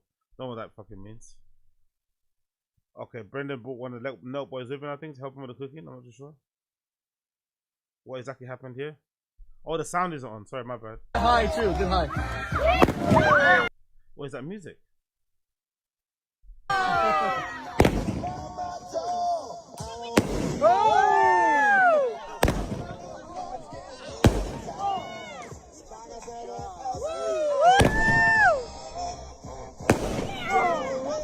Why is it every time I see fireworks now I think of Forex's hand? Why is it every time I see fireworks going off, the first thing that comes to mind is Forex's hand? Fuck, man. Fuck. What a horrible situation. Anyway, that's their Facebook there. What else? Let's see, this truck actually, this is quite a nice one too. Another truck that he bought. I'm actually a bit stock, you know. I quite like the white and red detail. I'm not gonna lie, I'm a bit of a racer boy and shit, but I actually prefer it. I'm not gonna lie. I watched it before everything else, you know, just to get that fucking morning gunk off. You get me? Get that morning gunk off. You get me? So that's actually, I want to actually see this. What's he talking about here? What's he talking about here? What's this motherfucker talking about? Let's hear some of this stuff. All right, kids. This is the new rig. It's an F-350 with a 7.3 Godzilla, and it has the standard factory. Why do I feel like he says these things about car parts and he's just repeating it? He just read the manual, or he's got the fucking, you know, the use cases of it. And like he doesn't really know what this shit means. It just sounds good. It just adds to the sentence, adds some pizzazz to the sentence, you know? I'm sitting there thinking, yeah, I get why he gave you some cooch. Jesus Christ. Okay, gotta keep your finger in your pants, brother. Cool, let's go. Some fake wedding thing for the troll and the memes, I guess. That's probably fair enough, queen. What's this? True in every clash, Book Million Raw, Tensity, Hyper, Double. Yeah, everyone's voted. Everyone's being nice. Okay, fair play. But I still think he doesn't sound genuine. He sounds like he just legitimately found out what all these passes were the other day, and he's saying it by memory. It doesn't sound like it's coming from a real place. But I could be fake. I could be making it up myself. Let's see. Let's continue. OEM intake, and I can't have that. We're gonna be doing a bunch of other stuff to this 7.3. We gotta start with intake. And everybody knows you had an intake automatically adds 100 horsepower, just like we thought in high school. Everybody knows. So my friends at Real Truck offer this SMB intake for the 7.3. So can you imagine how much he spent on brand new parts for his car? For his nearly 20-year-old car, can you imagine how much ASMR he said? It's like, I've never seen somebody that fixes or repairs cars as often as you do. Like, that's a real, like, you know what I mean? That's the thing. Like, I'm being for real when I tell you that. Like, it's absolutely phenomenal. It honestly is phenomenal because, what is it? What the fuck was it? Was it AliExpress? What was the fuck? I think it was a birthday party. Someone's birthday party anyway. And, you know, you see people with their cars and shit. And the first thing that come to mind, I was like, wow, man. Like, I couldn't imagine Chin here because everyone's like into their whips properly. They're even talking to each other and shit. So you're like, yeah, imagine I could literally be standing right there if I had the fucking gumption. But anyway, all this to say, I've never seen somebody order so many brand new car parts in my life than Brendan. Usually when people are fixing cars up, they're like, you know, second hand, third hand, I don't know, you cut some paper, you put whatever, you just do whatever you have because you're just trying to perfect your sound. And then by the time Dilit came out, the impressment, was there, and you could tell little bits of the song from Arifa all the way to here will perform on the freaking mothership. So big up, Counter, big up, Counter, big up, big up, big up, big up. Okay, cool. What are you guys saying here in the stream chat? Because I'm about to bounce a bit. There's not really much to cover. I'm not gonna lie. There's not really much else to cover, and I want to save something. You know what I mean? Really? Is that true, MK? So in the car, okay. So maybe I'm just used to seeing like hustlers or broke people or what, like not the full-time people. Because everyone I've seen that does car modding and shit, they always just use like, what's that thing called? They use a bric-a-brac. They kind of, trade some pieces, buy some pieces, scrapyard some pieces, They don't necessarily go there for the cable, you know what I mean? It's not like an expensive thing. But hey, if you want it, me have to do that thing for you. But yeah, big up every 16-year-old changes intake right away, 40-year-old teenager. Yeah, exactly. But anyway, I think we might leave it there for now. And then we can save some stuff for, no, there's not so much to save, but there'll be fresh stuff tomorrow, right? There'll be fresh stuff tomorrow. Is it tomorrow? Yeah, tomorrow. There should be a new episode tomorrow of T-Fat-K. And I think that's with Jeff Dye. So, yeah, I'm with it. Oh, yeah, true, Cloud. Yeah, Kuda Chrome. Yeah, we'll do that. Tomorrow we'll do that. So, tomorrow before the T-Fat-K drops, we'll do that. We'll do the Eric Griffin video. Yes, we'll do that. We'll do that one. By what's that, Professor Dave? Because I think he's got 2 now. He's got 2. I searched him up the other day, and I think he's got 2 videos. He's got the one that you want me to watch, which is an hour plus long. Plus, he's got another shorter one if you want to watch that as well. So there's 2 versions available at the moment. So will be a good little chat. You know what I mean? Good little fucking chat over that T-Fat-K shit. But for now, I think I'm gonna bounce because I don't really have much more to cover apart from that, really. So. Mia for bounce. So people, thank you so much for tuning into the action. Thanks so much for tuning for the random show. Day number 16, bro. Day number 16. Can you believe it? There was a moment where I couldn't get past day 5. And now I'm on day 16. God damn. It's not a lot for a lot of people out there, I know, but for me, it's a big deal. For someone that's usually out and just riding on the seat of my pants and just being all, whatever, it's hard to kind of lock down to something. Hard to lock down something all the time. You want to kind of be out there, doing a madness, but, sometimes reality sets in, you're like, shit. So, yeah, big up everybody tuning in. Like the stream before you leave, if you don't mind. Like the stream before you leave. 16 episodes, 16 live streams consecutively. Like the stream, give me a break. Like the fucking stream. Like. Anyway, people, I'm off. Peace.